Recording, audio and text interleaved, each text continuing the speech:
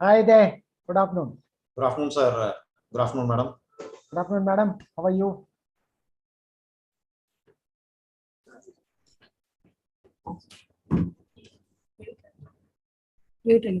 Hello, sir. Good evening. Good evening to you. Sir, we also have a Brigadier Rajkumar, sir. N. Rajkumar. Hello, Brigadier Rajkumar. Namaskar. Good to see you. Sir, you are most welcome to the discussion, sir. Hi there. Good afternoon. Good afternoon, sir. Good afternoon, madam. How are you? Yeah, we are doing well, sir.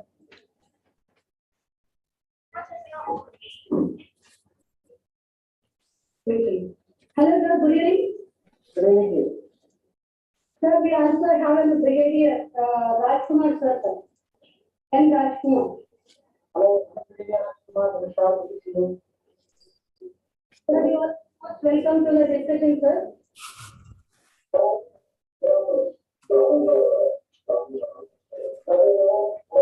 Yeah, we are doing well, sir.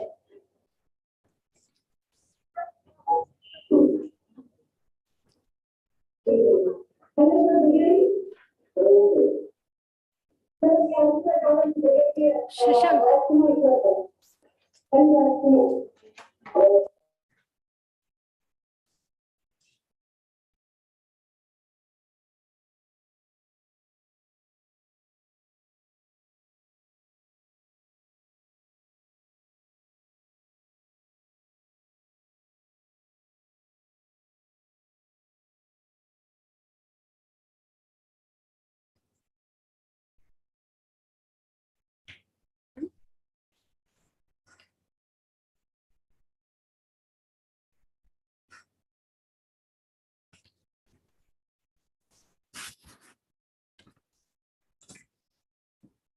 Hi, namaste everyone. Jai Hind.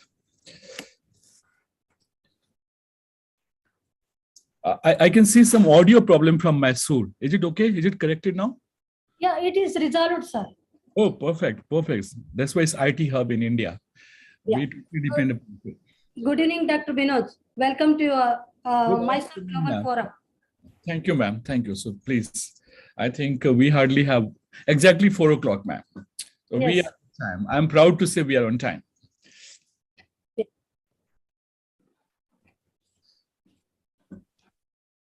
So before you start, what about the slide sharing of Captain, sir? Will he be the co-host and share it, or he already given the PPT to Renukaji? Sir will be sharing from his side, sir. Perfect. So no technical glitch. We are ready. Shall we start, sir? I think just 1 second, ma'am. Some students are joining, so just 1 second, just 1 minute. Sir, Captain Agnihotri, sir, how do you Yes. feel Mysore Global Forum, sir? No, it is just starting. I'll be able to tell you my experience maybe after the event is over. Yes. You are most welcome to Mysore, sir. Yes, Sir, Vasan certainly. sir is nearby to our state. Anytime he can come to Mysore. Next time, My we'll wife have is from Mysore, so I have to, plenty next time of you'll have to reasons come invite there. me for an offline talk. Yes, sir. My wife is from Mysore, so I look forward to coming there. Oh, it's very good to hear, sir. You are Mysorean. And Vasan Yeah. sir is an extended family member of NMF. So there is no issue between Chennai and Delhi. Yes.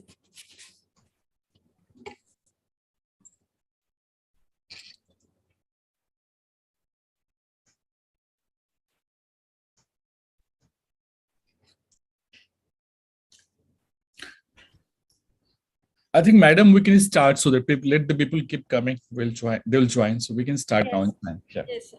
Please. Yes. Hello, everyone. Welcome to all to Mysore Global Forum.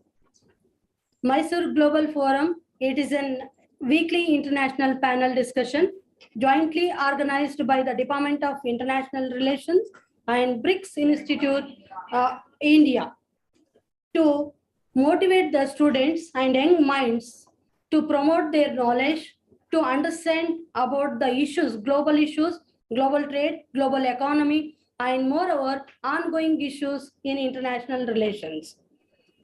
I would like to say that in this platform, we also had a discussion on Russia-Ukraine war from different perspective.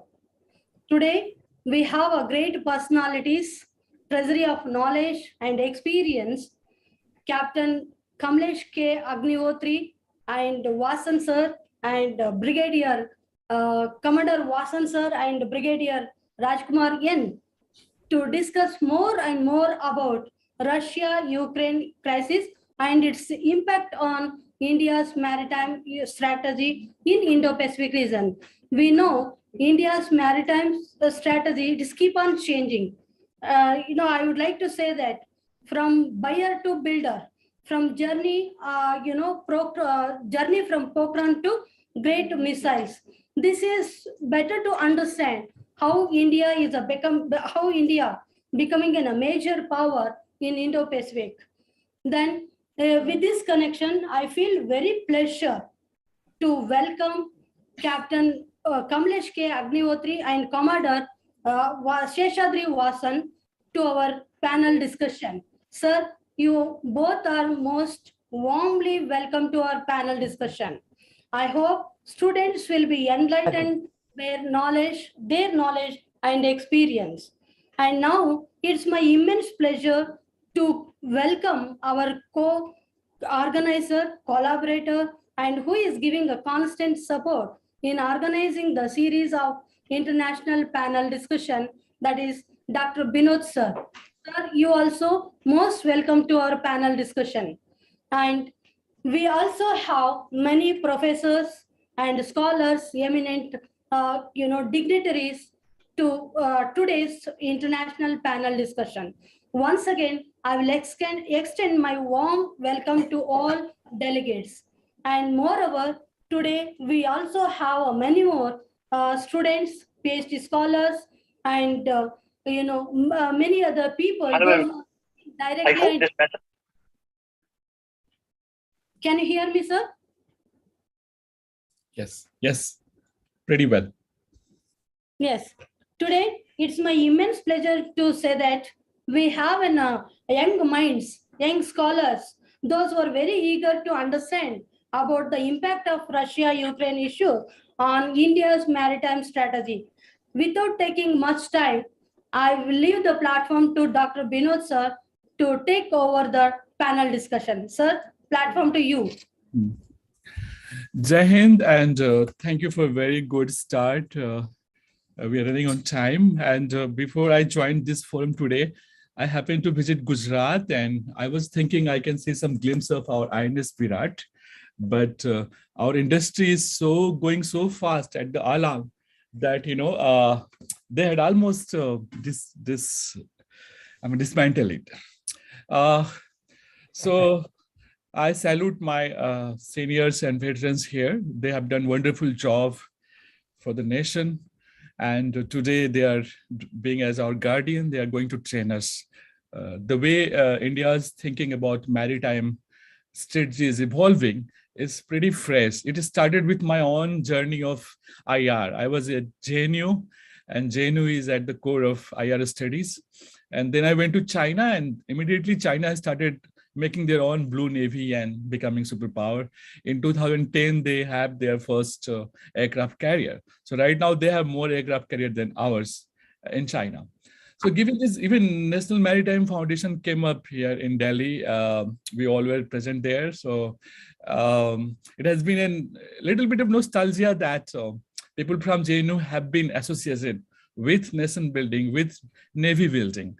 So I'm not qualified to speak much on Navy, but being one of the co-hosts for this, moderator for this forum, sir, I will take this chance to raise certain issues which can be clarified in your presentation apart from your prepared presentation. And we have very senior most Commodore Vasan to correct us if we are wrong.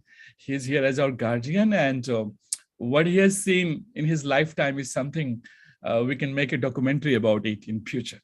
So, sir, you have many hats in your crown.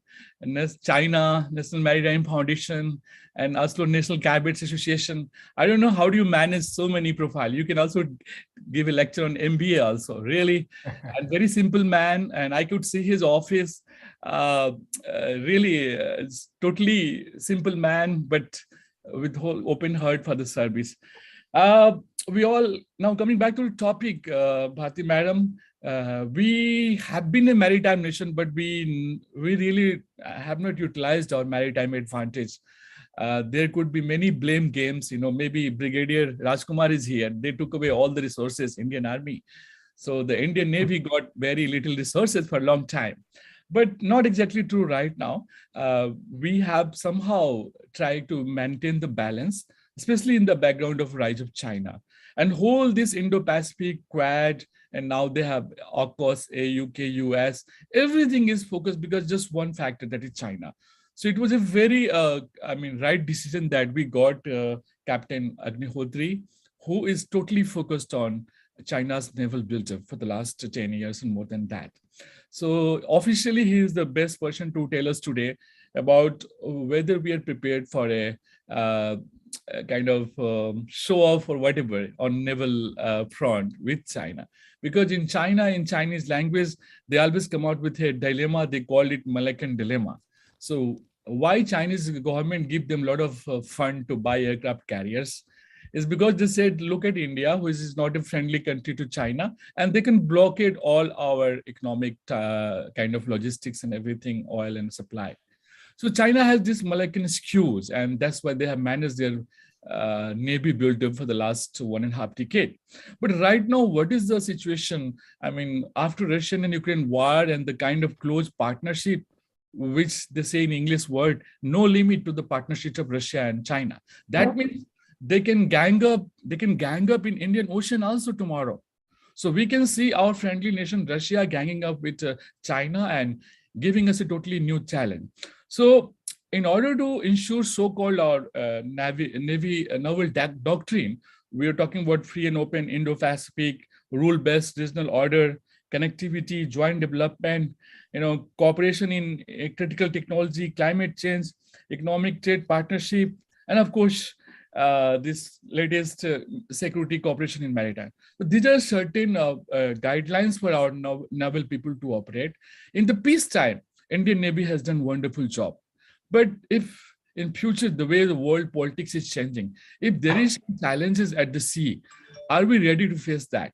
This is the background I would like to pose the question to our Honorable Captain Agnihotri, sir. Please take a non-academic and realistic view. Do you think that we have enough resources to counter the alliance of Russia and China?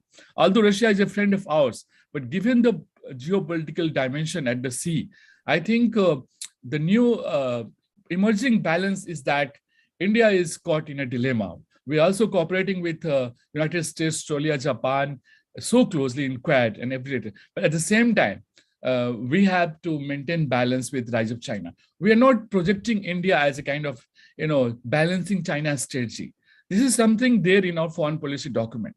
So in that case, I think before we start today, I'll ask one of my students from University of Mysore, Shrestha Roy, to go through a very kind of decorated CV of our captain, who has taken retirement from Navy, but again serving the nation from other way.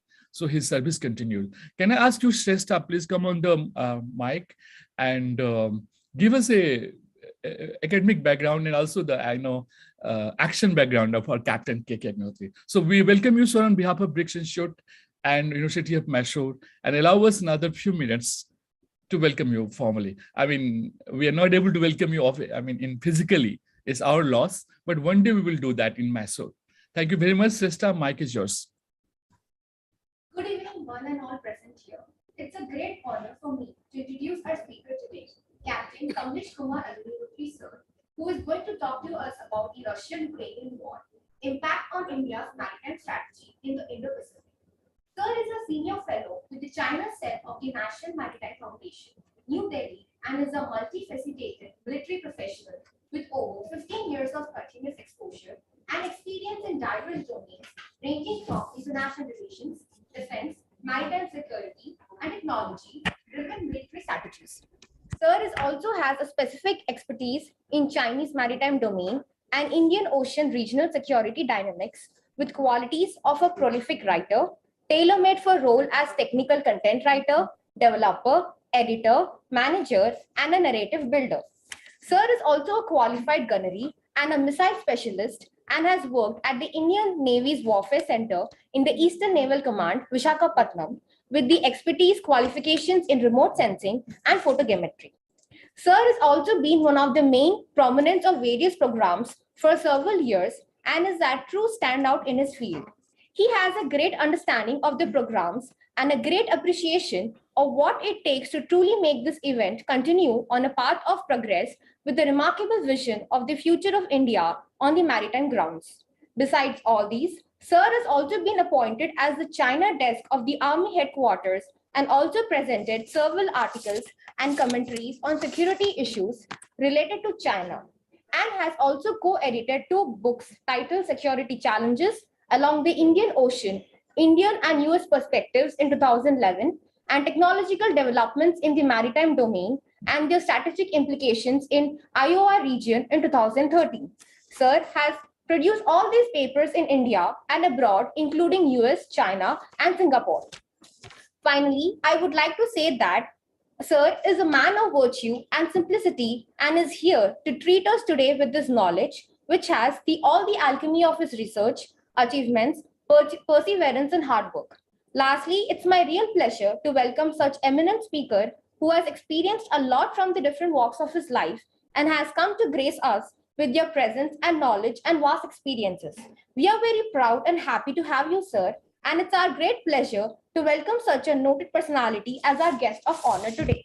Welcome to the Mysore Global Forum, sir. We are looking forward to learn from your actual experience of serving at the sea and also latest research in the field of naval security, sir. Thank you. Thank you, sister. I mean, we just learned just a brief snap of our captain, Agnihotri. But when I saw the CV, he mentioned about working on China's disaster management. There was a huge earthquake in China. And I was really curious that how come a naval officer from India is very much interested in that aspect. It's very close to India, that part of China, and they have a lot of missiles and even nuclear weapons there. So if something goes wrong in that part of China, it has a very adverse impact on India.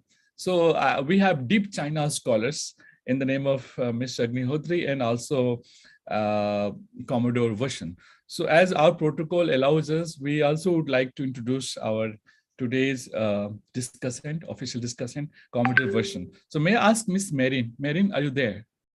Yes, sir. Yeah. So can you do the honor of welcoming virtually Commodore Vasan, sir? He is the senior most, I think, as of now, officer who is ready to take us and guide us, navigate us through the way India's naval war game or strategy is evolving. So we are lucky to see him online. He is very busy, and we hope he gives us some good time today to our questions and answer series. Thank you so much. Marin, please. Today, I feel obliged to welcome our next panelist of the day. He'll be sharing his views on Russia-Ukraine war, impact of India's maritime strategy in Indo-Pacific. I would like to welcome Commodore R.S. Vasan, Indian Navy, Regional Director, Chennai Chapter at National Maritime Foundation amidst us. Welcome, sir, to this panel discussion. We look forward to learn from you. Saying about Sir Vasan, he's an alumnus of the Defense Service Staff College and Naval War College, a valorous man distinguished for his devoted service for over 34 years in the Navy and the Coast Guard. His appointments include Commander Warship, 2 major air stations, and a maritime air squadron. He was an active participant in both 1971 war and IPKF operations. Prior to his retirement, he was the regional commander of the Indian Coast Guard region, East overseeing EEZ patrol. He rendered his service in SAR, anti-piracy, fisheries protection, maritime border control, marine pollution prevention, and other maritime tasks in the Bay of Bengal. He has also served in many think tanks and is also a regular speaker at many national and international forums. He was also the chairman of Aeronautical Society of India, Chennai Charter, and the director of Asian Bureau of World Border Police. He also has his hands over academic writings, journals, websites, edited books, and media. He is presently the Director General of Chennai Center of China Studies, the Regional Director of the National Maritime Foundation, Tamil Nadu, and the present Navy Foundation Chennai chapter. He is also visiting faculty in Indian Maritime University, Academy of Maritime Foundation and Training, Great Lakes Institute of Management, and Hindustan Institute of Engineering and Technology. He is also on the board of advisors at Madras University and Pondicherry University. To speak of him, there's a lot more that we cannot put down in words in this limited time. So without much ado, I would like to welcome Sir Vasan. Welcome, sir, amidst us. Thank you, Mary. Thank you so much. And allow me to correct you, Mary. A naval officer like Commodre Vasan never retires. So we don't have to use English word English, He will never retire. And I think he is our Bharat Ratna. And his service to our nation is always, we are indebted to him.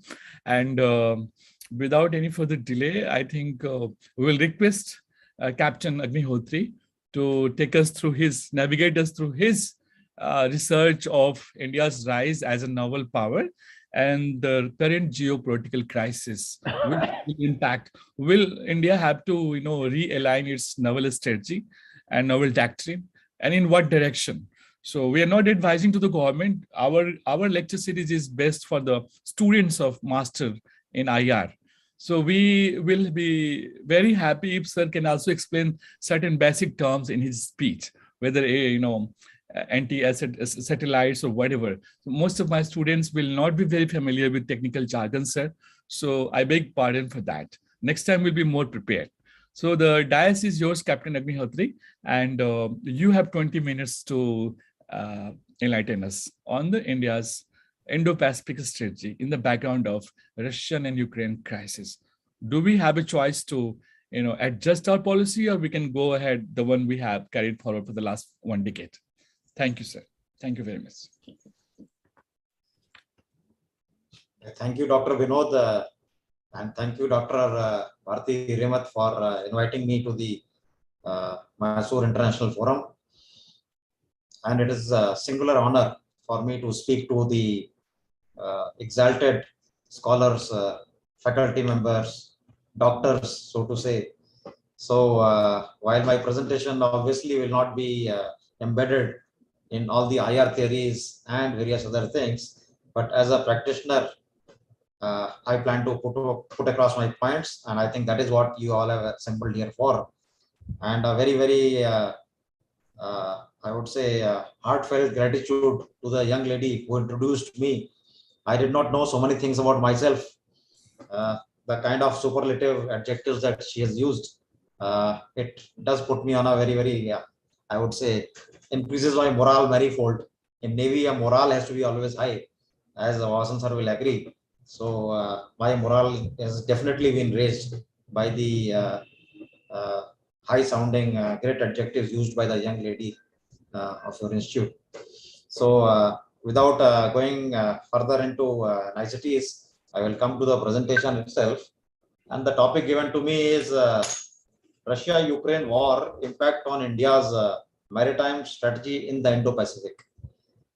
Though Dr. Binod has asked me to speak a little more on China, per se, I have not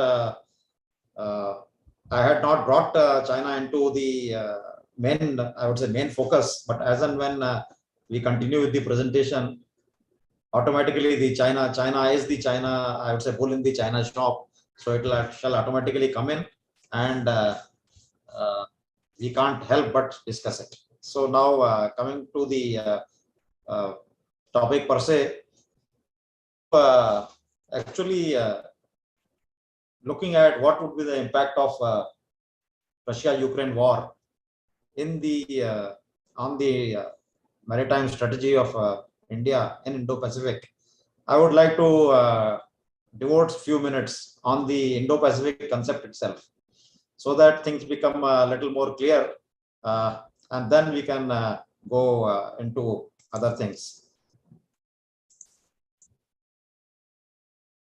So I would just like to share my presentation because I believe in an adage that seeing is believing. When you're talking about geographical concepts, then one has to look at a map particularly to get the hang of the spatial, I would say, spatial connotation. Can you make me the co-host, please? Because I'm not able to share. Okay. Can you see my slide? Yes, sir. Yeah. Okay.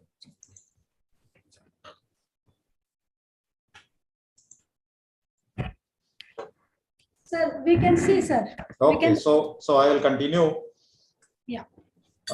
There are various interpretations of Indo-Pacific by various countries. US has one interpretation, Japan has one interpretation, India, of course, has one interpretation.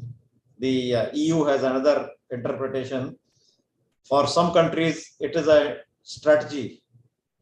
For us, it is a spatial domain. It is a domain based on geography.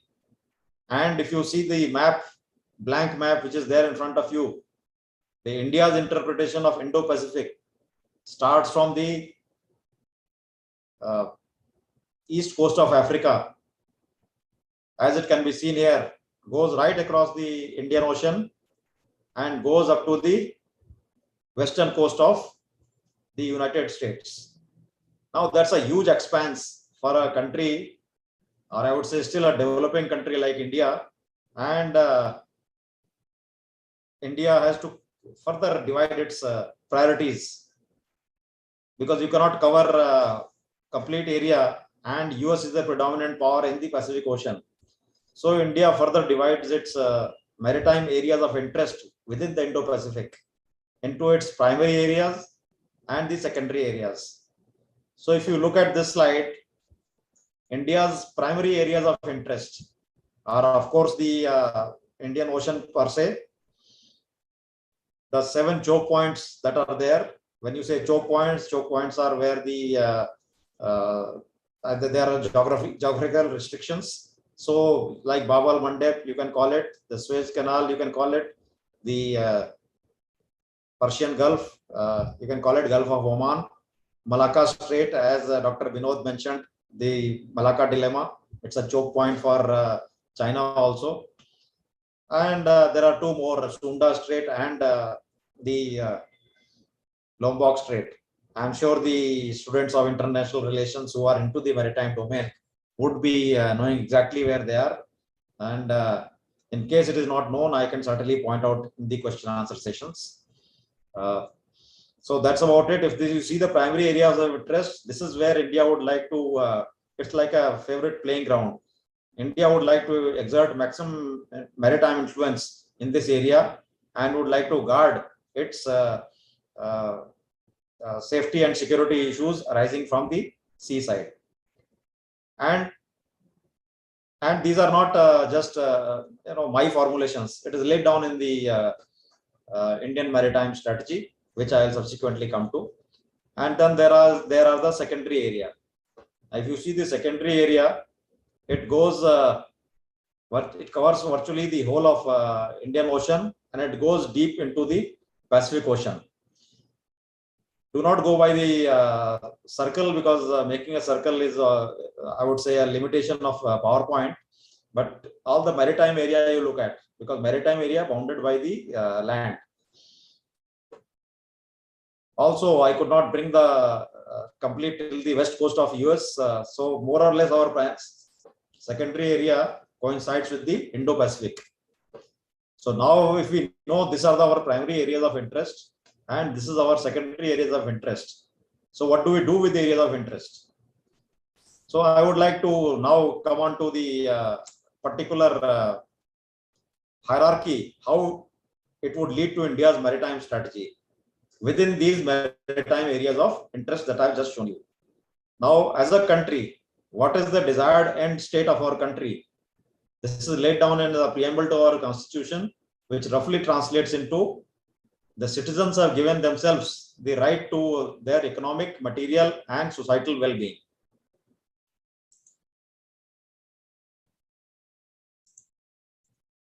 and this is the right of all people of India. So if this is the desired end state,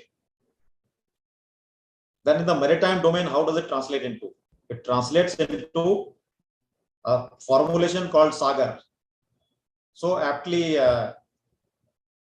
pronounced by our Prime Minister in the Shangri-La Dialogue. Shangri-La Dialogue is an annual dialogue on geostrategic and defense issues held in Singapore every year. So Sagar is an acronym for security and growth for all in the region. This particular articulation has found a lot of favor with our friends, allies, partners, and has found a lot of salience in the global forum also. So if Sagar is a acronym for society, security and growth for all in the region, what would it mean to India per se? And what would be the principal maritime interests of India? Indian Prime Minister Manmohan Singh had said this particular line and articulated it like that: holistic maritime security, that is freedom from threats arising in, through and from the sea. These words in, through and from the sea are very, very important. When we look at holistic maritime security, it is not only naval security, or it is not hard security, it is also non-traditional security. And I don't know the students whether you could find time to go through the article that I shared with the faculty and Dr.Binod. That very clearly and in a lot of detail gives out the various realms of holistic maritime security into the traditional and non-traditional. And if our principal maritime interests are the our right of gaining freedom from threats arising in, through and from the sea, then this translates, or this I would say disaggregates further into 8 maritime objectives of India. And prior to actually going to the maritime objectives of India, what does the phrase threats arising in, from and through the sea mean? The threats, a few words, the threats could be man-made, they could be natural causes, or they could be a combination of man-made and from natural causes. Now the hierarchy is very clear. Man-made threats can be traditional, where we actually go to war, state-on-state conflicts, or one state tries to pressurize the other state and reduce its maneuvering room, operational room, and generally try to surround it.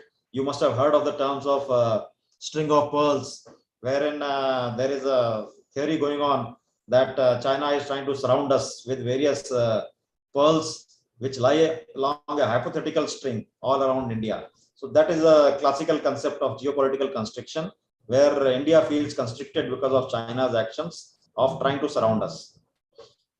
So the non-traditional threats which are from terrorists. We saw the 26/11 attack on Mumbai. It could also translate into safety for our seafarers at sea. Marine pollution, which is a kind of a safety is compromised because of pollutants. Then there are maritime crime, various crimes like piracy and whole lot of it's all there: piracy, smuggling of contraband items, human trafficking, and IUU fishing. Just for those who are uninitiated, it is illegal, unreported, and unregulated fishing. So if people are noting down, illegal, unregulated, and unreported fishing. And then there's a combination of man-made and natural causes, which is a climate change. And the biggest manifestation of climate change is the slow and steady rise of sea level, wherein many islands eventually they are at present losing their territory, and after some time they are expected to go underwater. When you say sometime, maybe after 50 or 80 years, they may cease to exist. And Maldives is the biggest example of how they are losing their territory to seawater rise. So that is in a nutshell what the threats in, from, and through the sea mean. Now coming to our own maritime objectives. I will take a little bit of time on this particular slide. And if you read the slide, protection from sea-based threats to India's territorial integrity. Again, it is somebody else trying to capture our territory by force, by waging war on us, or through non-traditional means of terrorist attacks and those kind of things, wherever there are threats to territorial integrity of India. Then ensuring stability in India's maritime neighborhood. I just talked about string of pearls strategy. Of course, a strategy is not China's strategy, but that is how it is pointed out, that if there is no stability in India's maritime neighborhood, then we will not be able to collectively become a prosperous nation and prosperous sub-region. And we know that stability in India's maritime neighborhood is certainly a point which can be debated. It is not as much as we would like to have it. And main reason, of course, is our Western neighbor, but then we will come to it a little later. Creation, development, and sustenance of a blue economy. If you remember the first point, only when we are strong economically, and a lot of our economic engine runs through the lifeblood of the oceanic trade. So sustenance of a blue economy is a very, very essential part of India's maritime objectives. For sustaining a blue economy, you have to have a robust offshore infrastructure.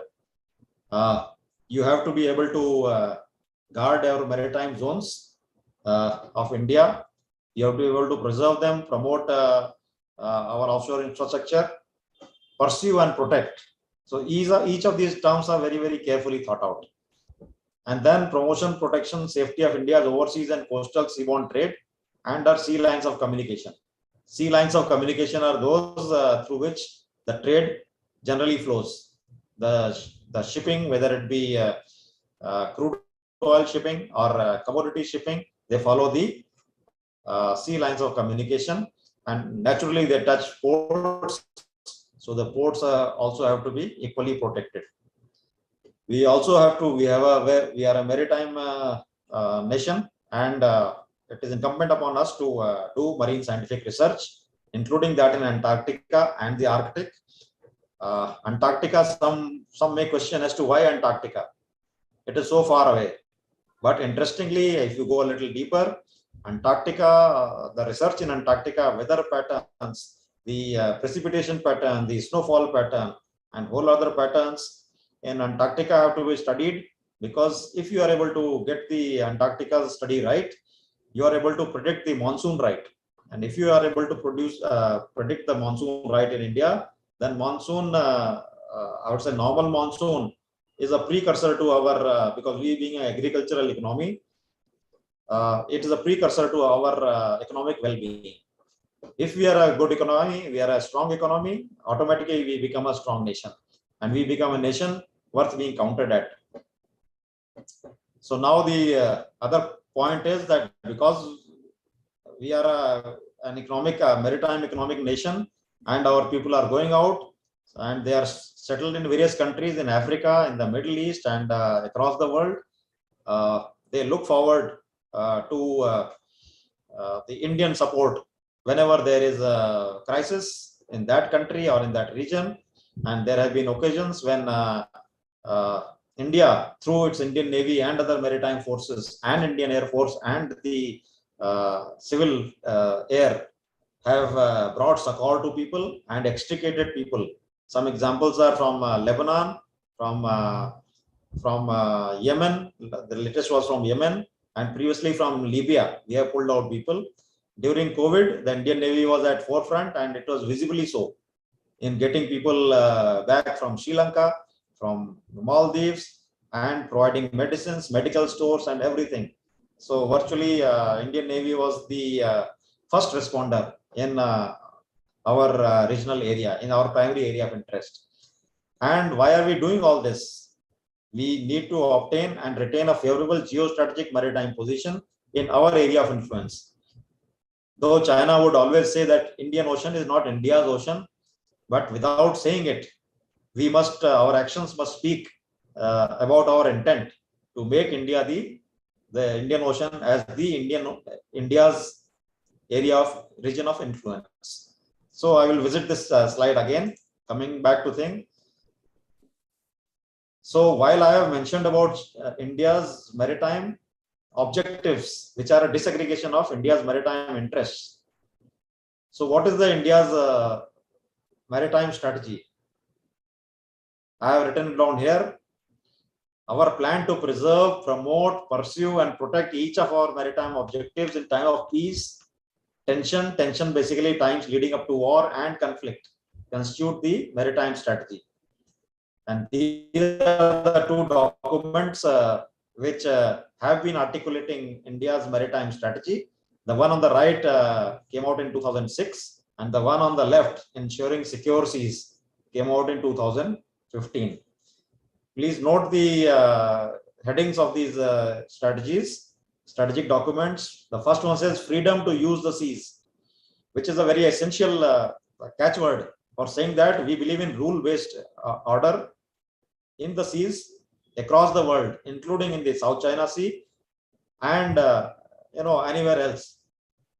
And the word South China Sea and rule-based order are not great terms that China wants to hear, but then this is what we stand for, and we have been consistent about freedom to use the seas. And to take a step further, ensuring secure seas. So these are the two documents. They are all available in open domain, and the students who wish to pursue IR in the maritime domain may look at these two documents. They are available in the open domain in digital form. So now I would come quickly to impact of Russia-Ukraine war on India's maritime strategy. So India's maritime strategy, as I told you, revolves around those 8 points of those 8 objectives. And what about the eight objectives? To preserve, promote, pursue, and protect each of our maritime objectives. That is their maritime strategy. So in nutshell, I hope everybody is generally clear about what is our maritime strategy. It revolves around those 8 objectives. So how are those 8 objectives and their realization with regard to India's maritime strategy affected? Now, this is the impact of Russia-Ukraine war on India's maritime strategy. I was in the process of writing an article, and so I thought I'll let me share a slide from there. That is the Black Sea. So yes, please, can you hear me? We have to follow a little bit time, sir. How much time you need more? Yeah, I thought I finished 15 minutes, right?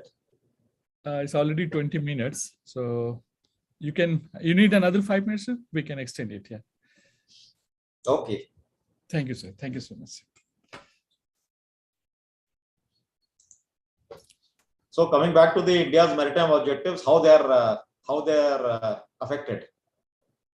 Now, obviously, there is a maritime security angle, which is a major overriding factor with regard to maritime objectives. And what are the security factors that I would concentrate on? While everything is important, as I explained, but I would say that these 4 points are the security factors one should look at. And for ease of understanding, I have put them separately in a slide. So these are the maritime security related objectives which would be affected maximum by the Russia-Ukraine conflict.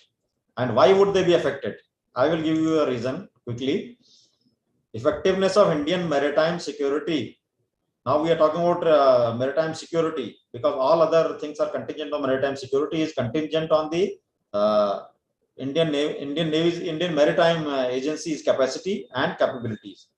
Capacity translates into hardware generally, ships, submarines, aircraft, weapon systems, and capability translates into the knowledge to operate those ships, aircraft systems, procedures, standard procedures, training, etc. And generally know how to utilize those systems in the combat and in non-combat situations. So what is the effect now? This slide in a nutshell tells you the complete effect on India's maritime strategy in the Indo-Pacific. About 30% of our ships, submarines, and aircrafts are of Russian origin. Strategic assets like Vikramaditya aircraft carrier and its aircraft, MiG-29 aircraft, the Chakra nuclear submarine are from Russia. So our strategic assets, the biggest of the ships and submarines are from Russia. More than 70% of the weapon systems, sensors, and ordnance, when I say ordnance, is the ammunition, missiles, bombs, and what have you, are from Russia or from Russian technology. The Russian platforms and systems require initial operating knowledge, procedures, training, etc. from Russia or Russians. Subsequently, it can be taken on by us, but initially, whole thing has to be technology and operational details have to be taken from Russians. Maintenance support for the life cycle of platform is only available from Russia. These are not cars or smaller truck or something which can be repaired. An aircraft carrier costs $2.3 billion. That's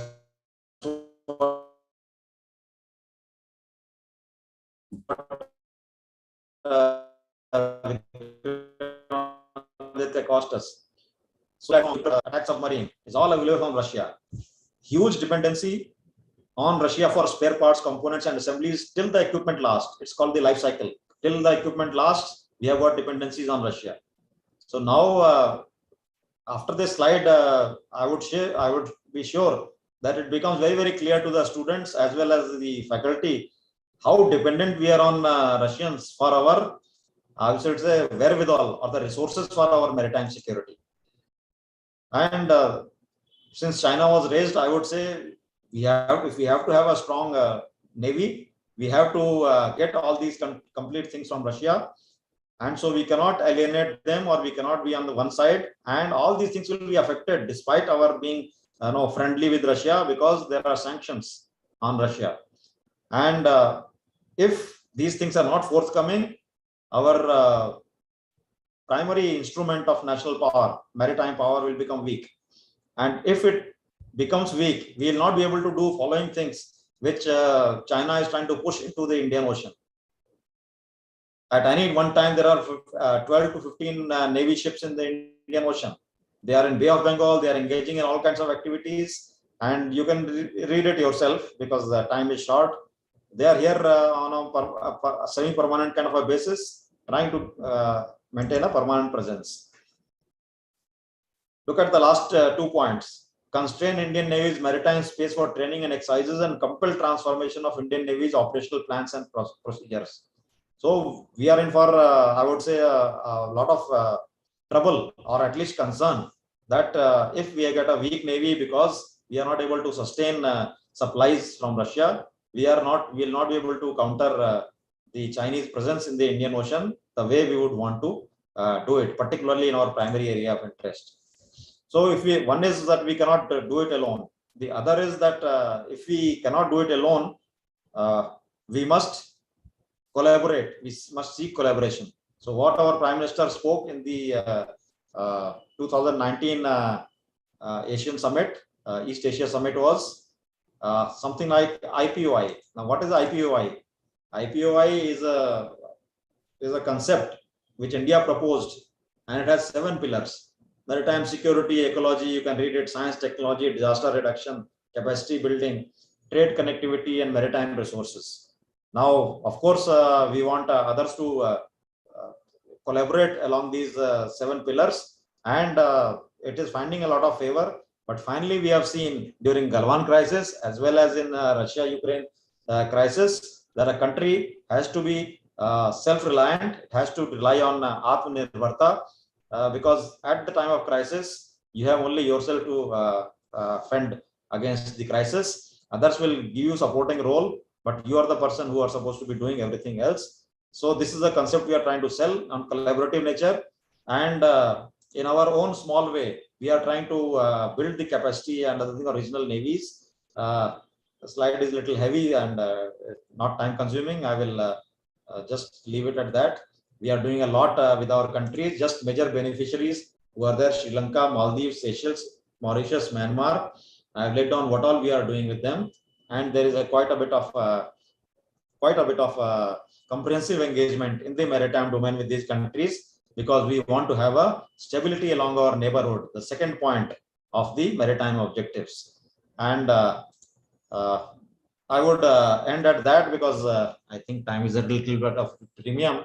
And I would just flash my last slide, which is my latest book released 3 months back. And those of you who are really interested into this, and I would particularly urge Mrs. Bharati to get it for her college, because I think international relations students, particularly having interest in the maritime domain, would benefit from this book. Thank you very much. Thank you, sir. Thank you for writing such a good monograph, which we really need. We don't have very good books on India's maritime sector. We have a lot of books on army sector. Sir, you have really captured, I mean, as a captain, right from evolution of India's naval doctrine, the goals, the objective, and how we are able to meet it. The 7 choke points, I didn't know all the 7, I knew a few. So it is a great resource for us. And lots of economic aspect of India's maritime strategy was covered in your presentation, which I think we need much time to study in depth if we can have access to your PPT. So as China is building up a lot on its economic, special exclusive economic zone, and China is not following any of the rules on the sea, whether it's South China Sea or it's venturing into Indian Ocean. I think how India should tackle China, that is a question which you can answer in the Q&A part. Whether we have to join hands with United States, Japan, Australia, to bring China on the table to have like a normal sea power or nation, or we have to work with Russia. This is a question always in our mind, that when our foreign minister or any cabinet minister, when they define India's geostrategy, they basically try to overshadow the sea part, the kind of coastal length we have in India, and the kind of risk we have in the Indian Ocean. The way you have, delineated the bigger picture and the smaller picture. We don't have resources to cover that, sir. We have to work together with rich and powerful countries, resourceful countries, Australia, Japan, and United States. So, sir, don't you think that, I mean, this question can be taken by Commodore Vasan also, if he's there. Can we see Commodore? He's online. Sir, sorry, I'm not good at controlling the time because I've never subbed in forces. I couldn't stop our captain. So I think, sir, the dais is yours. And please, as we have already defined our naval strategy and our main objective, I wanted to know a few points from your side, that how the current governance structure of, Chief of Defense Staff, why it has to be always from Indian Army and it is lying vacant right now. Why not somebody from Indian Navy could be occupying that place and deciding the fate of India in its geopolitics? So, sir, first of all, we will invite Commodore Vasan for a brief comment on Captain presentation, and then we'll engage into a very free and frank discussion on many issues. So the dais is your, Commodore, sir, please. Thank you, Dr. Binod, Dr. Bharati, Dr. Binod, and all the distinguished faculty members, and Captain Kamlesh, who I've known for many years now. It's a wonderful opportunity for me to be interacting with the faculty and the students of Mysore University. I did graduate from Mysore University long ago. So it's a special privilege for me to be coming here back again and addressing it.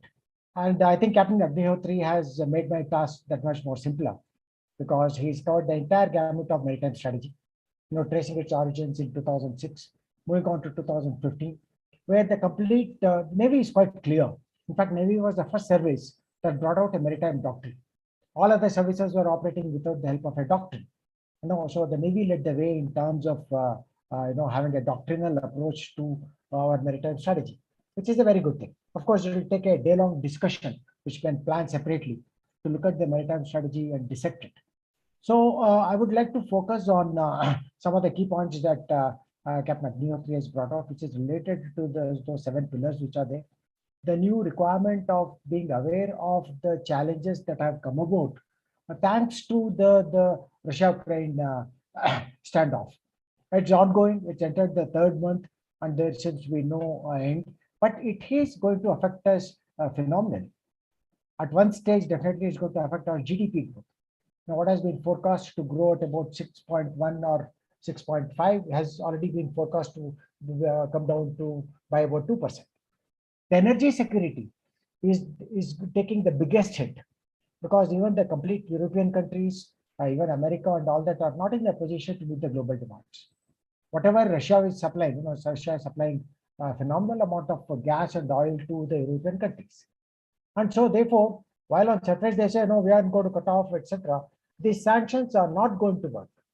Because, okay, for during the summer, the European countries can stave off the effects of winter.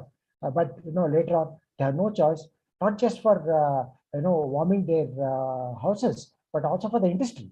A phenomenal amount of energy requirements are there, and that's being met by Russia, a fact that we cannot ignore. So how does it affect us? The moment that happens, the USA is trying to move into the markets that are going to be vacated by Russia because of sanctions.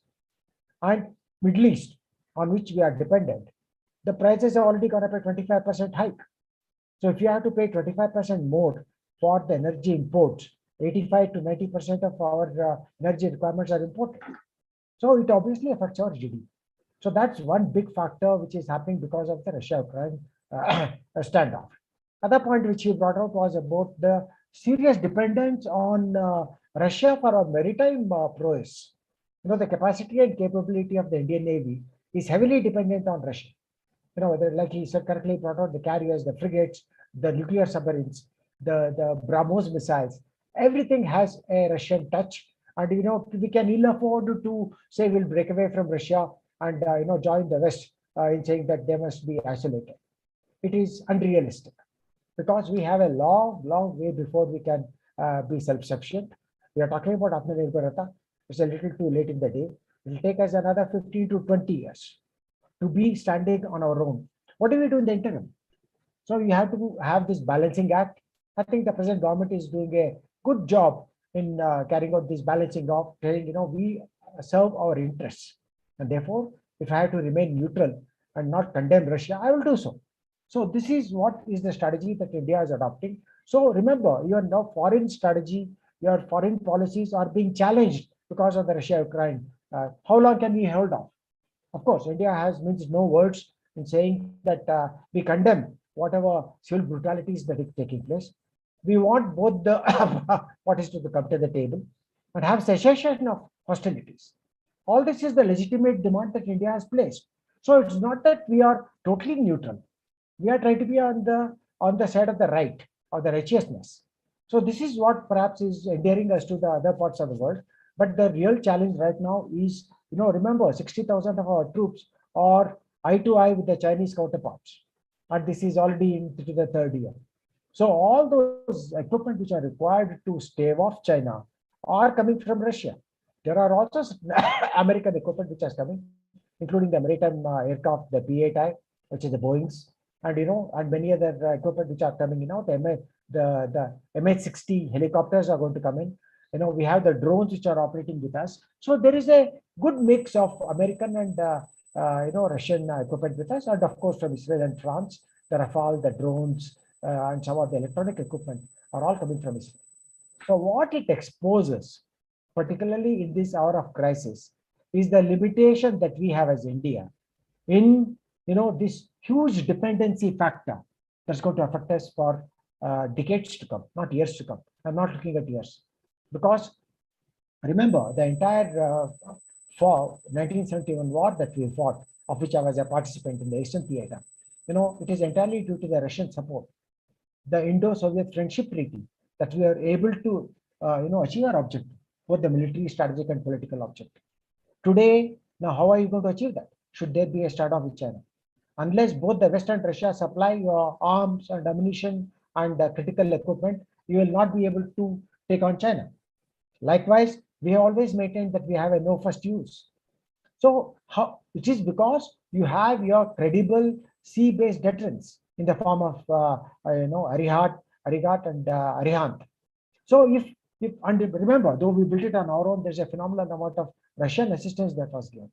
So without the continued supply of critical machinery and other equipment to us, our own second strike capability will also be in doldrums.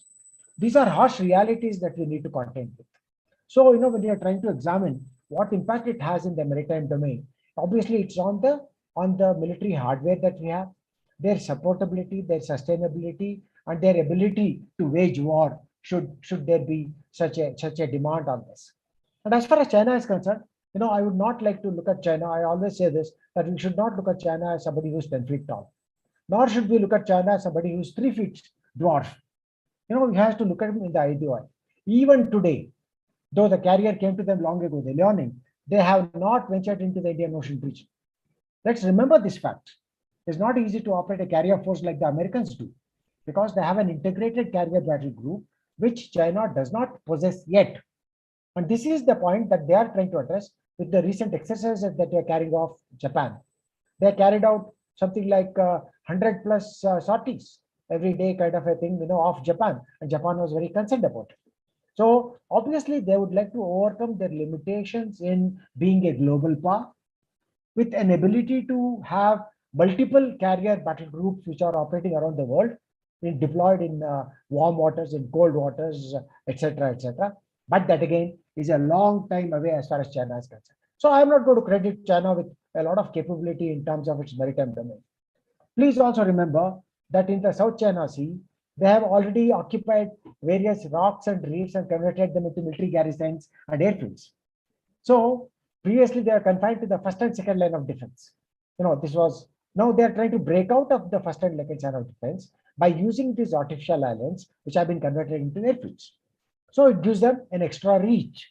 Yet they are not in a position to challenge the entire. Yes, we're talking about A2AD, the supersonic missiles which will come from the high mountains above, etc. All this is a factor that has already been taken. The drones, as we witnessed in the Russia-Ukraine, are going to play a very important role. Remember, in the Russia-Ukraine, phenomenal amount of intelligence was given when they sank Moscow. And of course, the other frigate, which was Admiral Makarov, also has been hit. And some of the inputs, intelligence inputs, which is coming, clearly tells us that real-time tracking was provided by the Western sources and by the drones. And also a phenomenal amount of electronic countermeasures were used to jam the frequencies to ensure that the missiles that were launched by Ukraine, which has been termed Neptune, a modified version of the KH-35, is something that scored direct hits. These are sea-scaling missiles. So, there are things that we have to learn at the tactical level, not at just the strategic level, but also at the tactical level. How would a combination of drones, a maritime patrol aircraft, maybe an underwater submarine, and maybe a surface ship come together to launch a lethal attack, let's say the North Arabian Sea? So this is where we need to draw lessons from what is happening in the maritime domain there. Remember, of course, the geography is very different. The slide that Captain Kamlesh showed made it very clear that Baltic Sea is a closed sea. It is Turkey that has control over the exit and access of this. And then, according to the Montreux Agreement of 1936, not everybody can take in their carriers and come out. And because of these limitations of the carrier, and Dr.Binod, please tell me how much time do I have, because I can go on and on. And so you just have So you to have another 5 minutes. Another 5 minutes. all right. So otherwise, I can keep talking till cows come home as well. So we are enjoying it. We are enjoying it. All right. So therefore, it's important for us to know what is the geography. So when you look at the comparative geography of India and Ukraine, the reason why Crimea was annexed was because they wanted this access to the sea from Crimea. Also, the very, very specification of an aircraft carrier, by having a cruiser retrofitted with the ability to fly aircraft so that it can go in and out of Baltic Sea. So there are peculiar things that have happened, and as students of international relations, as students of maritime, domain awareness, I think it's important to understand why things are happening in this manner. When you look at the geography, I would say, as is brought out by Captain Kamlesh's slides, we enjoy phenomenal advantage in the geographic domain. We are blessed with geography. In fact, in this article that is shared with you, he's quoted Pranikar, which talks about the way that India jets into the Indian Ocean. And therefore, it gives you that kind of a unparalleled advantage of monitoring both the North Arabian Sea and the Bay of Bengal. And more importantly, their sea lines of communication. He mentioned the choke points. Anything that comes out from these choke points on the west has to go through the choke point on the east, which is the Straits of Malacca and Singapore. And that is where our location of Andaman Nicobar is of great significance, because these are unsinkable carriers, 542 unsinkable carriers if you want to use them as carriers. So now let's be very clear that that we perhaps have not yet utilized the full geographic potential of this country to leverage our maritime potential. Andaman Nicobar, we are only talking about it now, though it was the first Dry Services Command that came in way back in the early 2000. But today we are talking about a Dry Services Command where even today we are not fully developed. Imagine, on one hand, China is excavating from the sea corals and all that, and building airfields and trying to say extend my reach. And over here, 740 nautical miles from the coast of India, we have ready-made islands, ready-made aircraft carriers. It's only a question of developing Car Nicobar, Bars, and various other places which are there. So it requires a strategy, investment, and all that. But the reason why we did not do it all this earlier is because we were very, very sort of deferential to China. We are worried, what will China think? I think the stage has come that we started learning our lessons in terms of how to deal with China. This is where, there are serious lessons in terms of Atmanirbharata. Imagine what will happen if either America or France or Israel or Russia decide to turn off the tap. More so Russia, because of this unlimited friendship that he has with China. Yes. So, this 5,000-word document that has been quoted very often nowadays talks about no ends to, no limits to the friendship. If that is the case, and if Russia becomes subservient to China's designs, then it's possible that some selective critical weapon technology can be denied to you, some critical space can be denied to you. So it behoves on us to embark on a trajectory that allows us to be standing on our own. And let us remind ourselves that this is not going to happen in years, it will happen in decades. So we need to start working on that. So what do we do in the in-between? This is the last part of it. So what does India do? We cannot do it alone, full stop. Therefore, it requires some kind of an alliance. So therefore, what you cannot do alone, if you have an alliance of Quad, though everybody says not a military alliance, the fact that you are able to apply pressure through Quad on science and technology, on vaccine diplomacy, on HADR, on resilient supply chain initiative. In every area, China is under pressure. Don't think China is very happy that Quad is, no, because every day they talk about the Quad, they're worried about it. And within India, there is a debate to say, no, what is Quad? It doesn't help us. I would totally endorse the idea of Quad for one simple reason. We should be looking at what Quad can do and not what Quad is not capable of doing. There's a potential. And we need to tap this potential to see that India's need of keeping China under pressure in the maritime domain are met. So AUKUS, which I have not spoken about, complements this objective of keeping China under check. So if your adversary is kept under check in the maritime domain, the pressure along the land border will come down. So that's the kind of calculation which is there. And it also has, there are a lot of lessons for us. In one way, I am happy that China pushed us to this kind of relations because we were hesitant partners. Both Japan and, both Australia and India were hesitant partners, reluctant partners in the Quad. 2007, which I call Quad 1.1, 1.0, and 2017, which others also called Quad 2.0, was something that told us that we are too hesitant. We are worried about, unnerving China.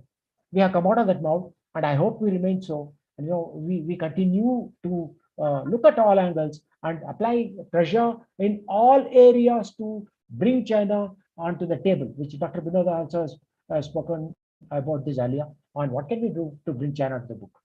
So these issues of freedom of navigation, rule-based order. Everybody keeps talking about rule-based order.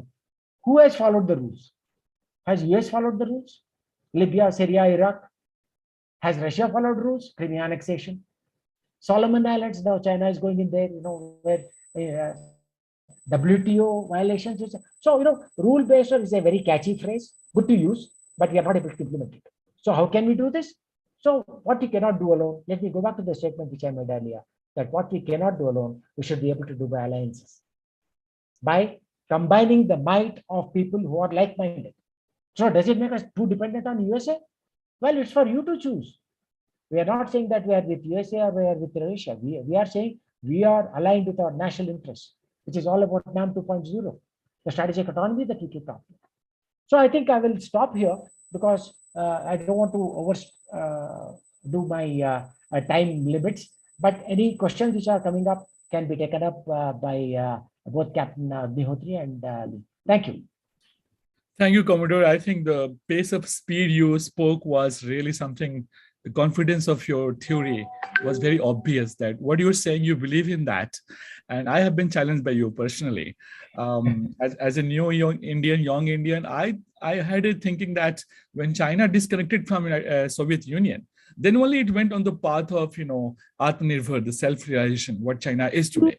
So there is always doubt in my mind that despite having such a long cooperation with Russian Defense Department and defense sector, I think if 70% of our Indian Navy equipment depends upon Russian supply, then this is a great blackmail for us somehow. So this is the reality, sir. I'm not an insider, but again, before you took the dais, I had put a question mark on India's so-called well-defined national security or national strategy, is that the dominance of the northern sector or the western sector or the eastern sector has decided, the policy of overall defense policy and not the sea power. But, whether it's Alfred Mahan or Sardar Panikkar or anybody, they always have said, unless and until India becomes a respected naval power, the so-called rise of India will not be complete. We all are young think tanks, sir. We are working for rise of India and yourself. But I couldn't see any kind of 2 points of view. The Captain Agnihotri's point of view was very comprehensive and very academic. And you as a Commodore, sir, you just said that there's no choice for India, what we can do. But in reality, sir, I think the so-called neutral, the so-called balance, which we have been following for a long time. I mean, sometimes we get disgruntled that Vajpayee wanted America to use our naval bases to attack Afghanistan promptly, and America didn't use that. At the same time, we have logistic arrangement with American Navy, and I don't know what's happening on the ground. Only Captain Agnihotri can tell us. So don't you see a lot of our time and resources is wasted in going for Quad 1.0, Quad 2.0? So whenever the Americans they want, they can just call us for a meeting online, offline, and suddenly China is coming out global times that okay, India is joining another NATO. So as a student of IR, my question is that shouldn't we tell America very clear that we don't just want to be part of this coffee talk? If you're going for something like AUKUS, and you're excluding India out of AUKUS. Sir, I think there's something India should rethink before becoming part of any future Quad dialogue, because again, this Russia-Ukraine war has made it very clear that how dependent we are on Russia. So I don't know when in future this policy will change. I will not take all of the time myself. Sorry for that. I will first invite Brigadier Rajkumar to put his point or question to both our panelists, and then of course our young students who might have changed their questions after listening to both of you. So I will give them free hand to ask their question. But first, Brigadier Rajkumar sir. So what is your take of point of view from the Indian Army point of view to the two? Sir, good evening, sir. It's wonderful hearing you, sir. I heard you earlier also. I was a young CO under Singh, sir. I had the opportunity to serve for 4 years. And that's the time a total perspective of Navy changed, sir. I was commanding a battalion on the Nathula border, sir, facing the same China, sir. And then when I landed up there, Admiral D.K. Joshi was there, sir. The total perspective changed, sir. And I'm totally with you, sir. That's the time I realized the huge boundary what we have. And we need an equally strong Navy and to show our presence everywhere. So my only question to you is that, sir, once we all, I had earlier attended through of the 7 weekly seminars, I said, no country will be safe if there is somebody threatening at its borders. So I don't blame Russia at all for these invasions. Personal view, sir. That's one. Second issue is here, sir, like we said, indigenization, I mean, that goes for Army also, as far as Navy also. Haven't we achieved some kind of indigenization, sir? Like if such an eventuality takes place, wherein you are forced to take sides, we are able to stand at that, or we still, I heard you say 60 to 70% of spares are still dependent on them. So haven't we reached some kind of like Make in India policy, what the Prime Minister is harping on the last 4 or 5 years.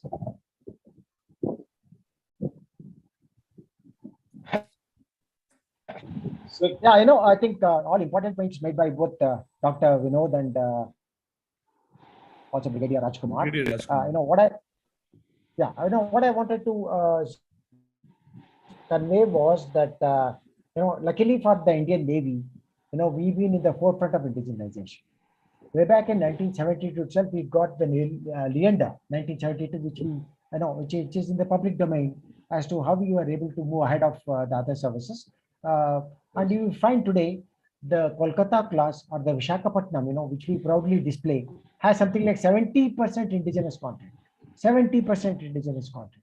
Just in terms of, we always identify that as the ability to float, move, and fight. So, these are the three categories and which, you segregate and say how much of indigenization takes. So we are fairly well off in terms of building the hulls. Even the steel is our own. The propulsion is not too bad. Some of the auxiliaries are ours. The electronic equipment, some of them have been designed by BL and others, but we also have Russian equipment and missiles which are integrated very well. We've been very good at integrating the Russian and the Western weapon and sensor platforms, which is a good thing for us.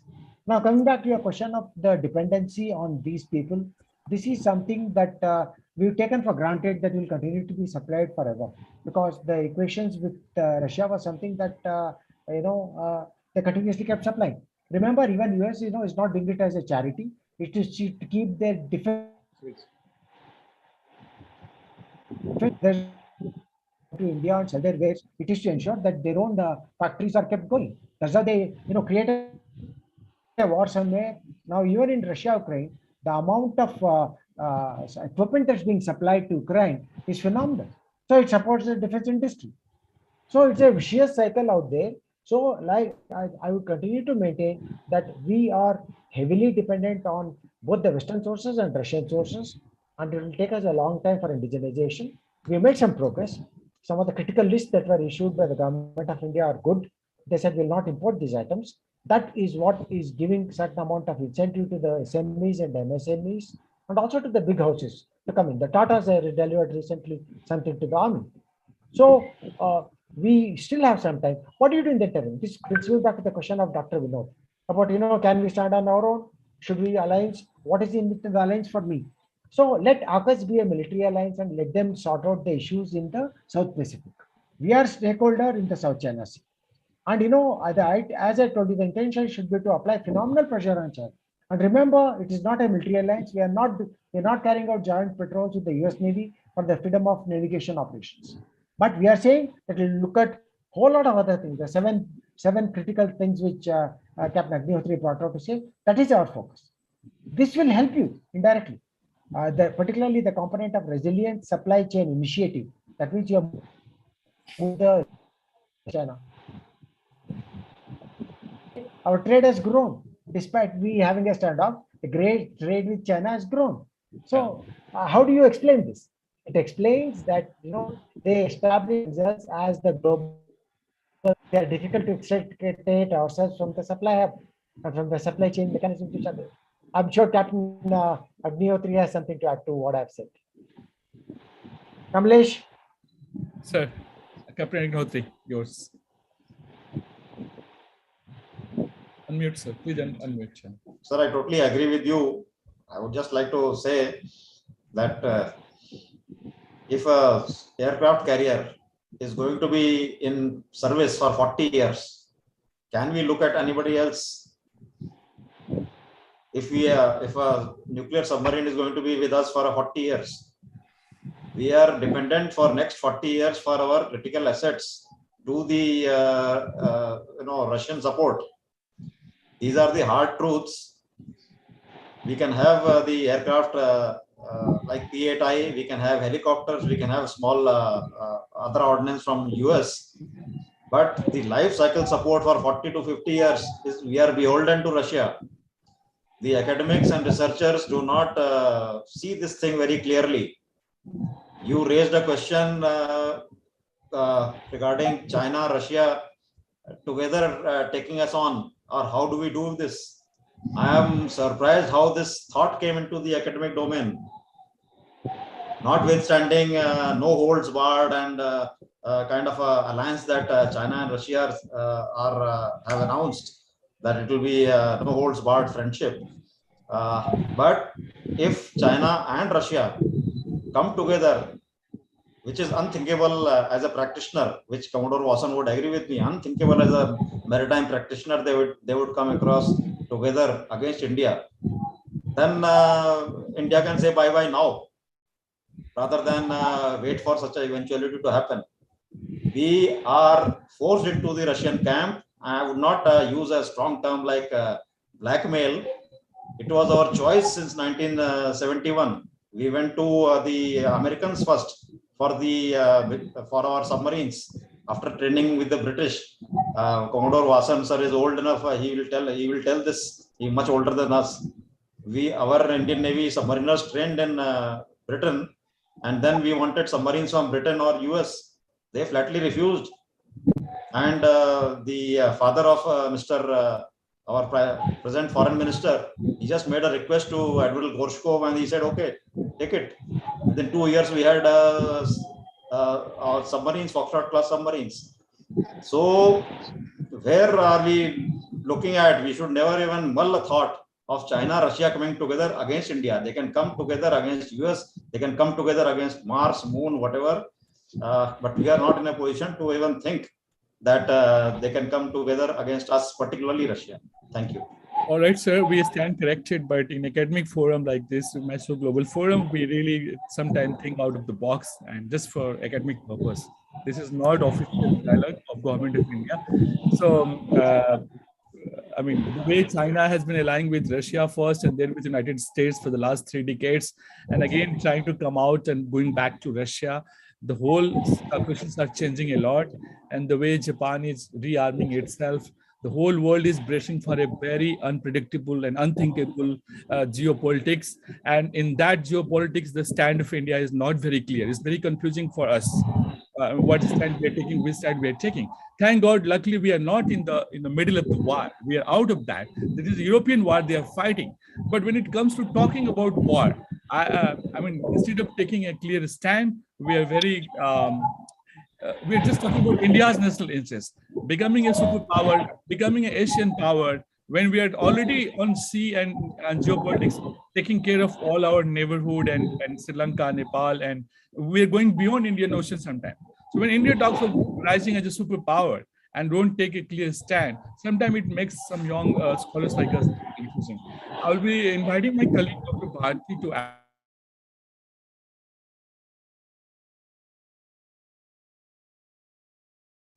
Bharati madam, would you like to add something on academic perspective? Thank you.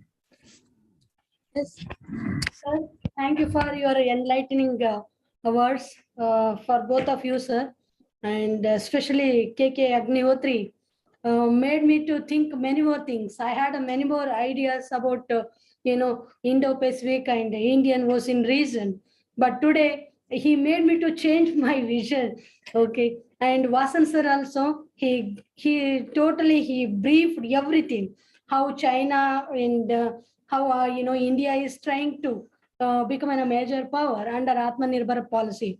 Now my question is, while just I will change my this from Indo-Pacific to Indian Ocean region.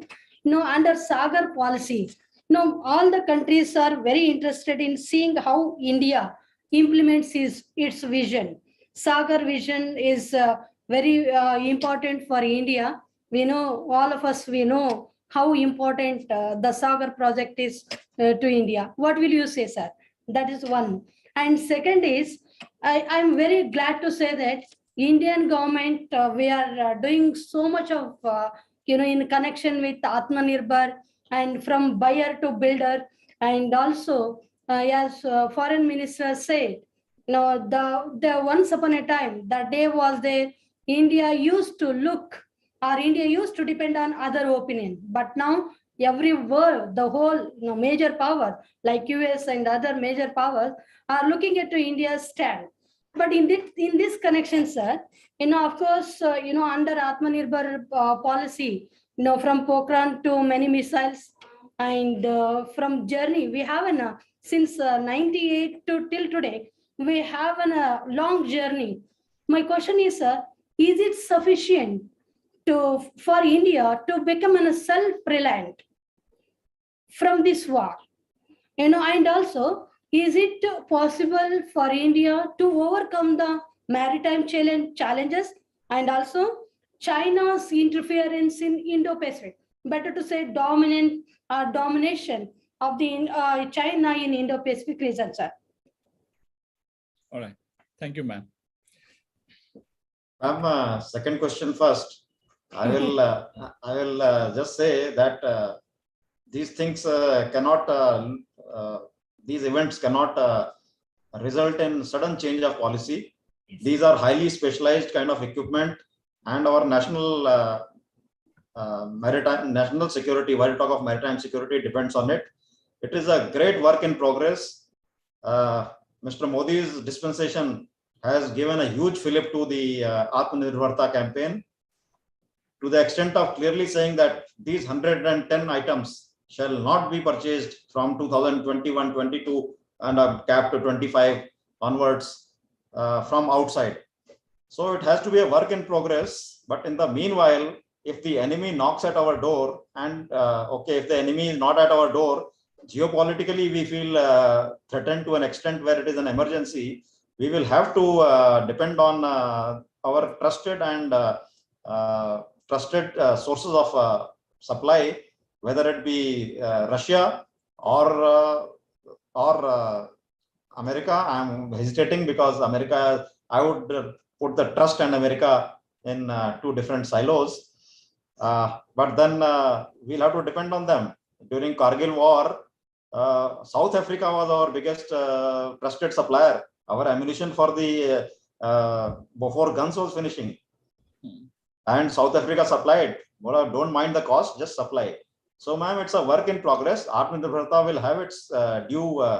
I would say it will see its due fruitfulness, but it will take maybe another decade, as Vasan sir said. And I would like to just mention just two equipment, which I mentioned again. Carrier and nuclear submarine will last for next 40 years. I leave the answer to you. What do you do in that 40 years window is closed in a way? So the first question, ma'am, was I actually lost the track. Yeah. So maybe Vasan sir can answer. Okay, I just want to bring back the focus to the Indian Ocean region.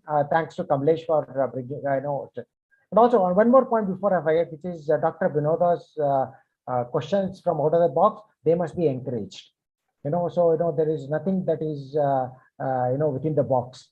Whatever questions are there, particularly from the intellectual community, something that motivates us to look at it in all its dimensions. We don't want to hide from these questions.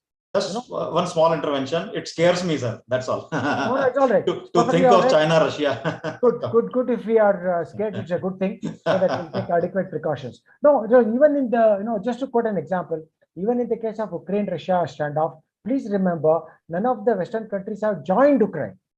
They support Ukraine by supplying arms, giving intelligence and all that. Similar thing can happen between Russia and China. Right. So that's what you have to look at. They may not be giving you equipment, they may not be giving you this or that, but they will be providing vital information, intelligence. So this is what we need to cater for. And we're already worried about the kind of equipment that's coming to Pakistan Navy, the AIP capable submarines, the land attack capable missiles. All this is coming in our neighborhood. So we need to worry about what kind of collaboration takes place. And the Indian Navy is geared up to taking stock of these kind of contingencies and prepare accordingly. So I want to come back to the first question of Dr. Bharati, which is about Sagar. Security and growth for all in the region, in the Indian Ocean region. Remember the diagram that was shown by Captain Agnihotri. He said there is an area of primary interest, that circle. That primary interest is all your neighbors, Sri Lanka, Bangladesh, Myanmar, Maldives. These are the people who are in the immediate neighborhood, who are also being poached by China in a big way. We do not have the kind of money that China has. There is an economic differential of the order of, if we have $3 trillion, they have $15 trillion, 1:5. So, this is the differential that allows China to make inroads by using the the economic as an incentive for people. But people are slowly learning. Look at what Sri Lanka is going through. Look at what some of the African countries are going through. Because they earmarked a phenomenal amount of money through the BRI, which affected our primary area of control. I won't say control, primary area of influence, which was in our neighborhood. So, obviously the money angle, the fact that they have deep pockets has come very handy for China. But all this is also again changing. People are realizing that, this checkbook diplomacy or debt traps are not going to help them forever. Like there is a complete regime change in Sri Lanka, because of various reasons. I'm not going into all the reasons. So we need to be able to rush to the aid of our neighbors. Though you have a smaller economy, imagine for the tsunami in 2004, the Indian Navy was in Galle port within 24 hours. Can you expect the Chinese Navy to come in 24 hours? Nobody can come there. It is geographic advantage that I spoke about earlier. In the case of Bangladesh, which faced the cyclonic storm, who was there first? It's Indian Coast Guard and Indian Navy. So who was there in Myanmar when they required help? So what we need to do is leverage our capability, which is why we are providing, satellite assistance, space surveillance, and nuclear training to Bangladesh. So this is what will bring them closer to achieving our security and growth for all in the region. You can't do it by money alone. If money alone could do it, then China would already win over everybody. They're not able to do it. So we need to use our soft power. Soft power has its own limitations, we understand, but a combination of soft power and hard power is what will yield the desired results. We should not abandon our neighbors, whether they are landlocked or whether they are maritime neighbors. So that's an important point that we must remember.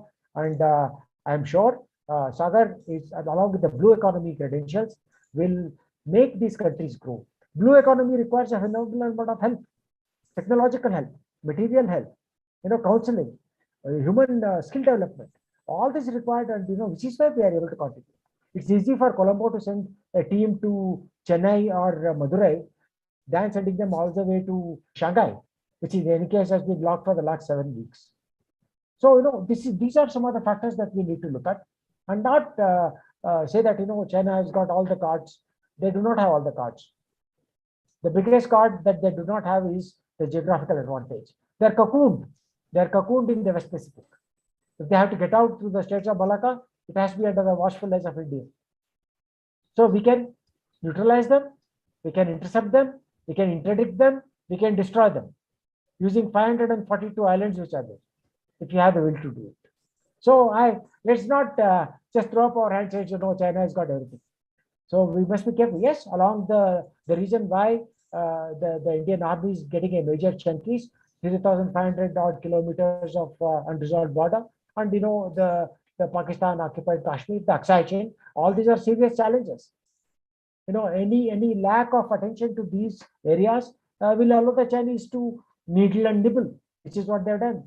The salami slicing, which they are very good at. So therefore, we got to be firing on all cylinders, which is where I come back to the questions of Dr. Binod about can we do it alone?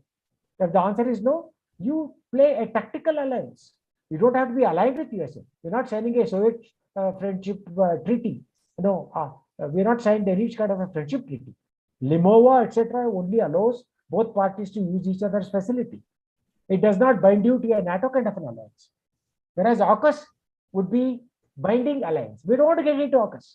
Why do you want to commit your forces when your economy is already drained because of the standoff along the border? Let them do this dirty job of keeping submarines, ships, aircraft, everything flying around in the South China Sea. What do you want to achieve? You want to put pressure on China. Right, sir, Commodre, but just to add one last point that a lot of India's resources goes to defense. Being a developing country, a huge budget for all the Army, Navy, and Air Force. So if we have an open alliance with one country, I think we can save a lot on our defense sector. The kind of, some countries have long-term alliance with America. This just for sake of argument, I have to invite my students now, next panel, to ask next question. Panel, please. Yeah, remember, we did that when we signed the Indo-Soviet friendship treaty. Soviet Union would come to your rescue if there was any kind of a clash with any of the person. The provision of the Soviet Indo-Soviet friendship, it was phenomenal. No, we were not in a position to spend that kind of money on our defense, which is why Russia was able to give us all the assistance that was required. Even when you're talking about high spending on defense, it is still below 2% of your GDP. It's not a big amount. So when your GDP grows, you find, while it says you are the largest importer of defense hardware. Yeah, sorry for any network issue. Commodre sir, are you there? Are we connected?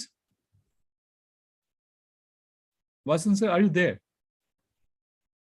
I think we just lost his contact. He will come back, I think. Is there any interference from satellite? I don't think so. So, Pinal, would you like to put your question, please, clearly? Thank you. Thank you, sir. Good evening, sir. I am Pinal Trivedi. I am currently pursuing my MA in International Relations from Maharaja's College, University of Mysore. First of all, I would like to thank you, sir, for coming here, being with us and guiding us. Now, I have two questions. My first question is to you, sir. If we think about the island strategy, how can the role of islands help in the area to counter the Chinese presence? Okay, I think the question is clear. You are speaking about India's island strategy. Yes. Okay, as Commodore Vasan had explained, in a ample measure, we are not optimally exploiting our Andaman Nicobar Islands, which are like unsinkable carriers to the fullest extent. In fact, the Brigadier Rajkumar is here. He will corroborate the fact that we have got very minimal naval assets till now also. Even the army assets are just, he will understand the term, brigade minus. And our Air Force assets, now there is some push going on. Otherwise, Port Blair was only the airfield there. Now there are things on Car Nicobar and further down. Air strips are being made into air fields. We have downplayed the security potential, or at least the national security defense potential of our islands. And again, it is a work in progress, but much more is desired to be done. But then I would come back to the limitations imposed by Dr. Binod with regard to where does the money come from, because defense forces per se require a lot of money to augment their capacities and capabilities.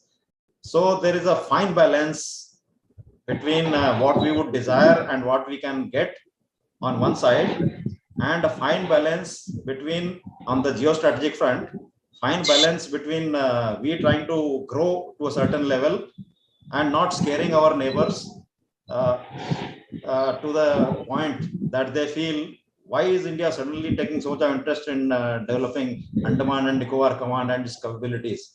I'll just give you a small example. Of course, you are a student, it will broaden your horizon. When Indian Navy does exercises, and when we are at open sea, a red force is there and a blue force is there, the radar can easily pick up a ship which is coming from the open sea. So ships like to engage in tactics of going near the coast. It is called coast hugging. When you go to near to the coast of Malaysia or Indonesia as part of our exercises, those countries get alarmed. What is the Indian Navy fleet doing 24, 25 miles, 30 miles from our coast? We are saying we are doing our own exercises. But 30 miles for a ship is only 1 hour worth of travel. Today you are doing exercises, you turn towards Malaysia, you turn towards Indonesia. In 1 hour flat, you are there inside their harbor. And if you have got a belligerent intention, that country has reasons to be alarmed. So we cannot, these were the sensitivities of the countries why we did not develop our islands. But there is total merit in your question, and whole of India will agree that India must do a lot to leverage these islands. As Commodore Vasan had said, they are unsinkable carriers. There is no doubting that fact. Constraints are money and sensitivities and sensibilities of our neighbors. Thank you, sir. So my second question is to Vasan, sir. Okay, go ahead, please. Quick. Go ahead. So my question to you is, do you think Indian Navy needs more new technologies to meet the emerging challenges in the Indo-Pacific? Oh, no, see, it's an interesting question in the sense that the navies are constantly evolving. It's not that you're stuck to one level of technology and you said, okay, that is the end of it and will remain here. So it's a dynamic situation. We learn from situations, we learn from our own experiences, we learn from needs that are imposed on us. Right now, from the Ukraine-Russia standoff, we are learning a lot about the use of artificial intelligence, use of drones, use of jammers, which can change the battlefield scenario. So, we are constantly learning from what is happening in the maritime domain. Our own maritime domain awareness program, which is very active in close to Delhi at Gurgaon, we have a phenomenal kind of agreements. We are monitoring every ship because there's something called a white ship agreement. So the technology enables you to spot them through, AIS, there's the automated identification system, which is on merchant ships. We also have them along the complete coastal radar networks, which we call the CRN, Coastal Radar Network. We also have integrated Mauritius, Seychelles, and others into this network. So what you're trying to do is get a complete surface picture on one plot. So that leaves only the smaller vessels which are unregulated. And they are the ones who are mischief mongers, whether it is illegal fishing, or whether it is MV Kuber, which brought in the terrorists from Pakistan to India for the Mumbai terror attack. They are the ones which we need to worry about. So this is trying to be again use of technology. By the handheld transmitters which will give you the position of the fisherman wherever he is, whether it is for distress or for alerting the Navy or the Coast Guard about an impending disaster. It could be peacetime or wartime. So we are constantly upgrading our technology.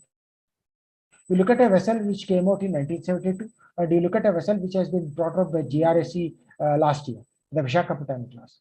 The technology enablement is phenomenal. We moved on to what's called the network-centric operations, which requires phenomenal amount of interfacing with satellite technology. We have a dedicated satellite called Rukmini, and that is ensuring that all the platforms are integrated, networked.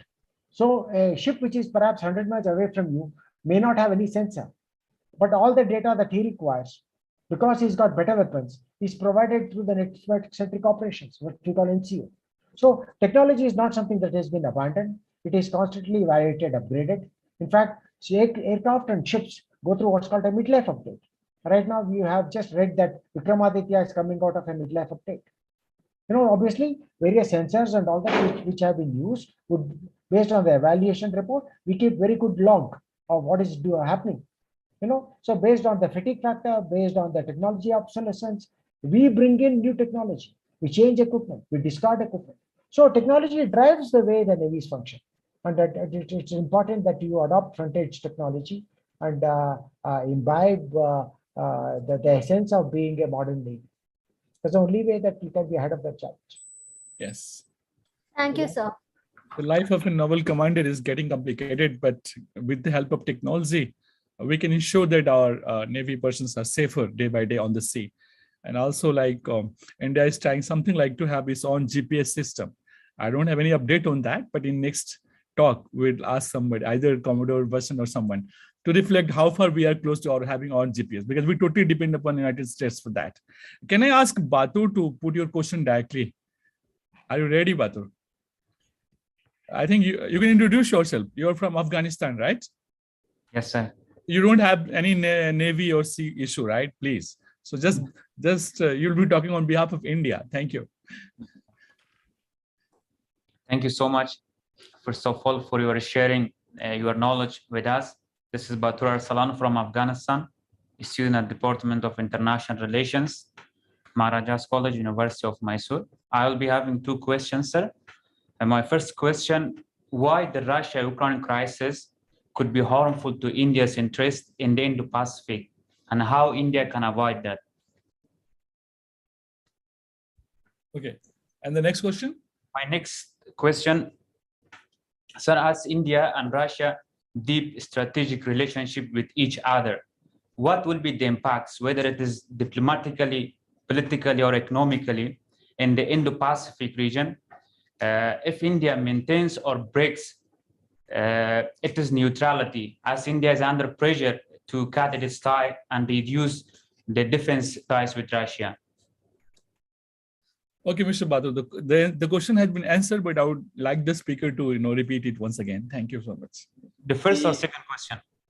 The first question I will take. Second question I will request Commodore Vasan to, because the first question was about the theme of the seminar itself, the topic. The impact is on two fronts. One is on military front, which I said we have got dependencies with Russia, and if we have got such dependencies with Russia, we will have to take a call whether how we can continue taking a neutral stand, and how long can we continue taking a neutral stand, and if push comes to shove, will we abandon the neutral stand and go on to one side? So these are the questions which are best left, I would say, in the speculative domain, because these are things as it progresses.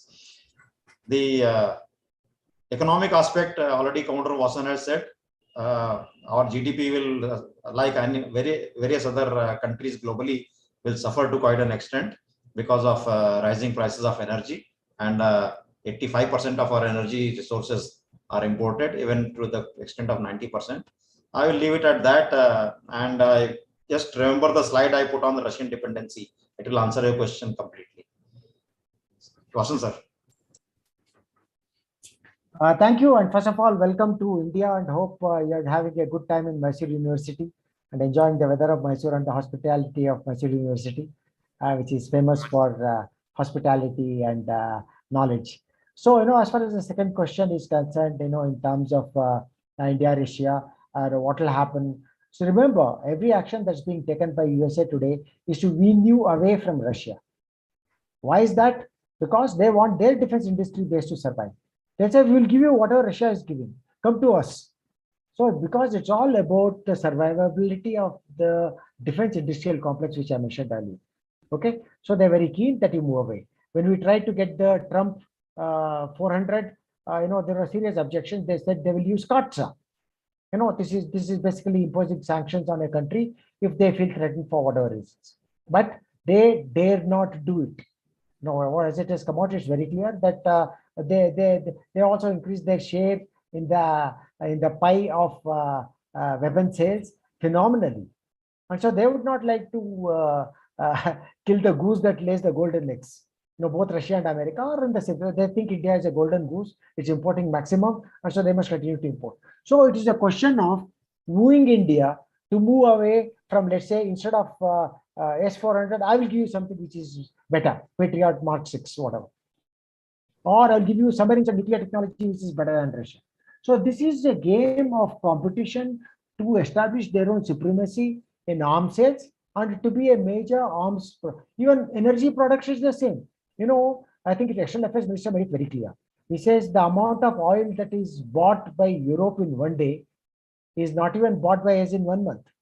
Our purchase is about 1% of what European countries are. So, so the ground realities are harsh and stark. So as Captain Agnihotri has also brought out, I don't think there is an immediate danger for collapse of the bilateral relations between India and Russia.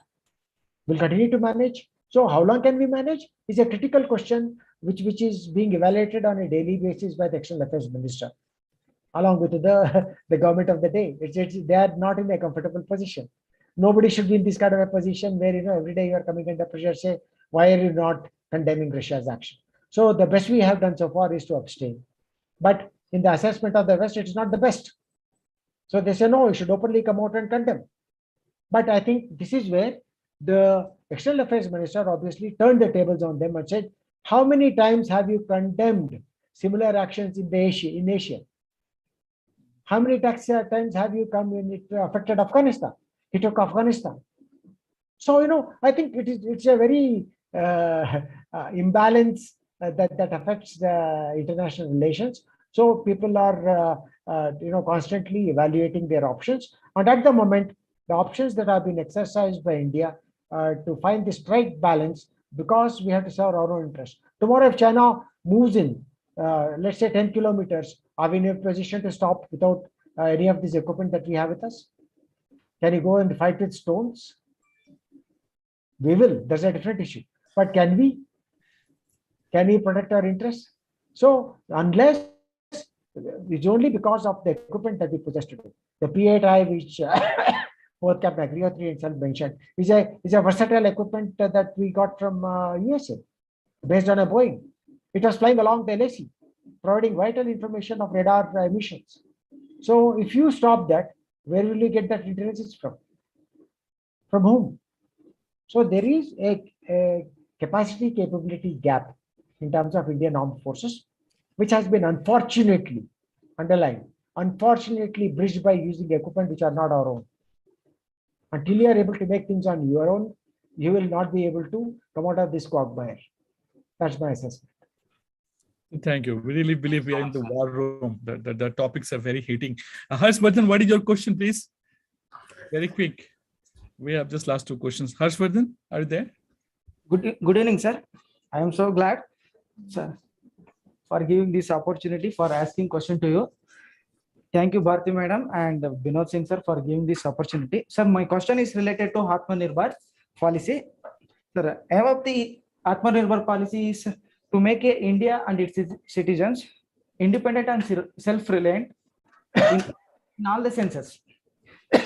In defenses, it is the matter of great pride that has built nuclear submarines, and soon as the indigenously built aircraft carrier INS Vikrant will be commissioned, and development of INS carrier INS Vikrant will be commissioned, and indigenously naval shipbuilding capabilities is a tremendous contribution to Atmanirbhar policy. Sir, finally my question is, what extent indigenization under Atmanirbhar policy will make India's power in maritime? I would again take the reference of Commodore Vasan, who has clearly said that India, the Navy, was the front runner in Atmanirbhar policy, following the Atmanirbhar policy, and the policy is not started with Modi dispensation in 2014. In 1971, the Atmanirbharta concept was adopted by India by commissioning of 6 Leander class frigates, and none of them are there now. I don't know, you are too young to this thing, but you may have heard the name of Nilgiri, Himgiri, Vindhyagiri, Taragiri. Okay, so these are the ships which are not there, so one would not, present generation would not have heard of them. And the aircraft carrier which is coming out now has been close to 20 years in the making. So Atmanirbharta started 20 years for aircraft carrier, and the nuclear submarine has been a program of 30 plus years. So you can say it has gone from 30 years back. Atmanirbharta is a work in progress.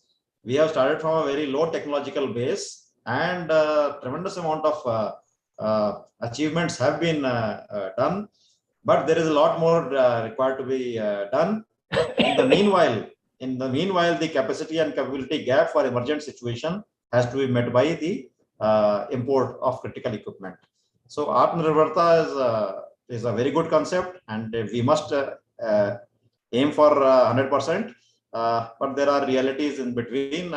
It is a work in progress, and it will take up to more than a decade, maybe, as Commodore Vasan has put a timeline of a decade plus. Thank you.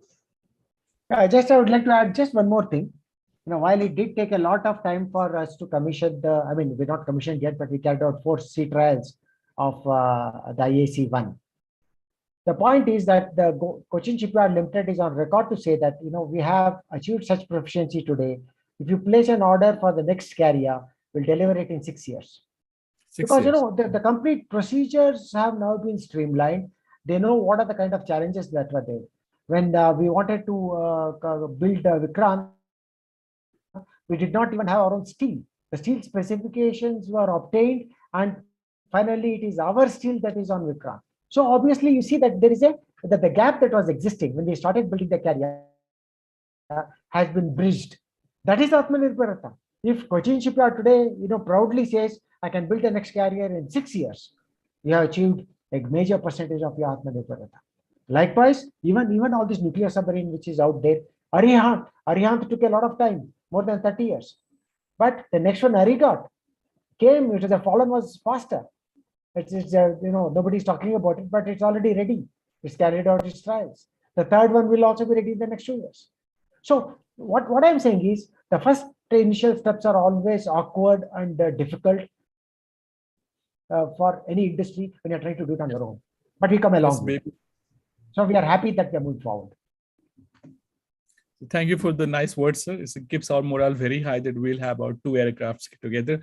I have one friend, Mr. Alok. Are you there? I think his question is similar to that. Alok, can you ask a question? Yes. Just be there and ask a question. We take the microphone. Good evening, everyone. My name is Alok, and I'm second-year student of IR department, University of Mysore. And my question is to Agnihotri, sir. Sir, India has only one active aircraft carrier, and it is about to make its second one, whereas China has 2 aircraft carrier, and it is making the third one. How it can be called as balance of power? Oh my God. I will just take you 5 years back, or I will take you 8 years back. Okay. We had 3 aircraft carriers, or we had 2 aircraft carriers that China had none. Okay. So that time we had the balance of power, if aircraft carrier wise, was in our favor. But then as navies, we do not look at piecemeal power. China has 65 submarines, out of which 11 are nuclear submarines. Okay. So if you look at nuclear submarines and aircraft carriers together, China has a more strong navy. So this balance, depending on time period, when a ship gets commissioned, when a ship gets decommissioned, will keep changing up and down. The fact to take into notice is that we have 1 aircraft carrier, second to be commissioned, and third is design or thing is more or less complete. Government's decision is required just to go ahead and make it. And if that decision comes, as Commodore Vasan says, optimistic picture that 6 years we'll have another one, and maybe in 6 years, Liaoning, the first aircraft carrier, will be ready for decommissioning because it's an old one. So these things keep changing. Look at the Navy holistically. That is my suggestion. Okay. Thank you, Alok, for your question. I mean, this was also my question. So we always follow China and India as a competitive power, We cannot avoid it. Is Vaishnavi there? Vaishnavi? Miss Vaishnavi?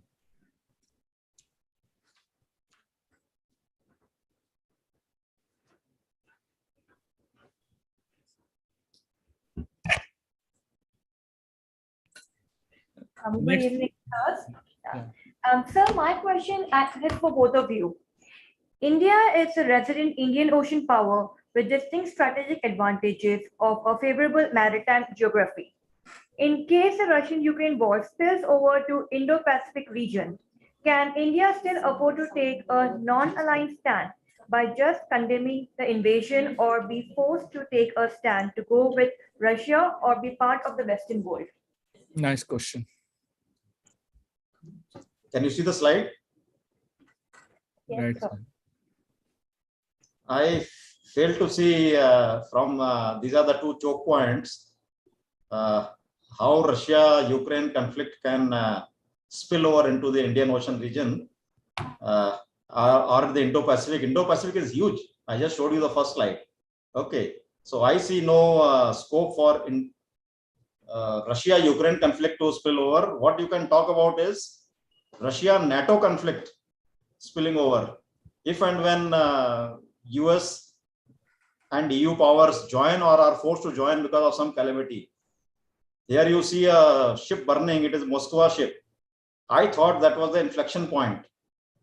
As Commodore Vasan said, the hard intelligence from US enabled Ukraine to attack this ship here, which is being seen here. Now, I thought that was the inflection point. Possibly Russia could do something where US and NATO would get pulled inside and then into the war, and then it could spill over to the Indo-Pacific region. But as of now, there is very little chance of Russia-Ukraine conflict spilling over to the Indo-Pacific. I would stop at that. Maybe Commodre Vasan can elaborate. That's what Captain Agnihotri said. If you're looking at specifically at the spillover of this conflict into the Indo-Pacific, it is far-fetched. That's not going to happen. The only time when something like that can happen is perhaps with the invasion of Taiwan. If China invades Taiwan and you find that America is now committed to the friendship treaty and is willing to intervene on behalf of Taiwan, that it changes the whole complexion of the maritime challenges there. But even there, the point is that will India be fighting alongside USA? I see no such possibility. I don't think we'll join that campaign to say we'll also send warships to fight your war with Taiwan, particularly when we already have 60,000 troops amassed here. So we do not want to weaken that position by joining any kind of an alliance out there.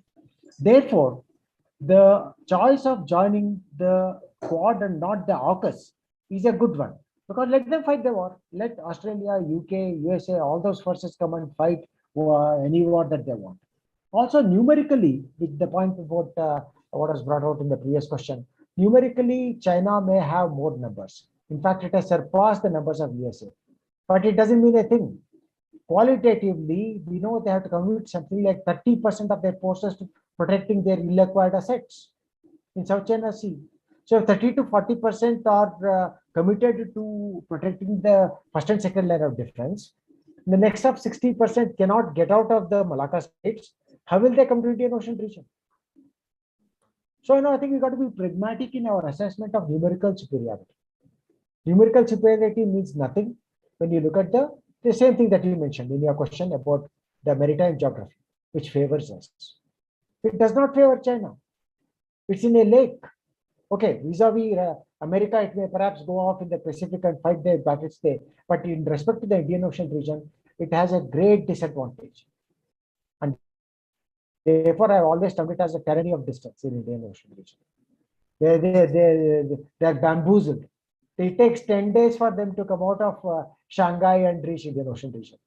And by the time the crew are fatigued, and you can target them from Nicobar, Port Blair, by submarines, by aircraft, by missiles or whatever.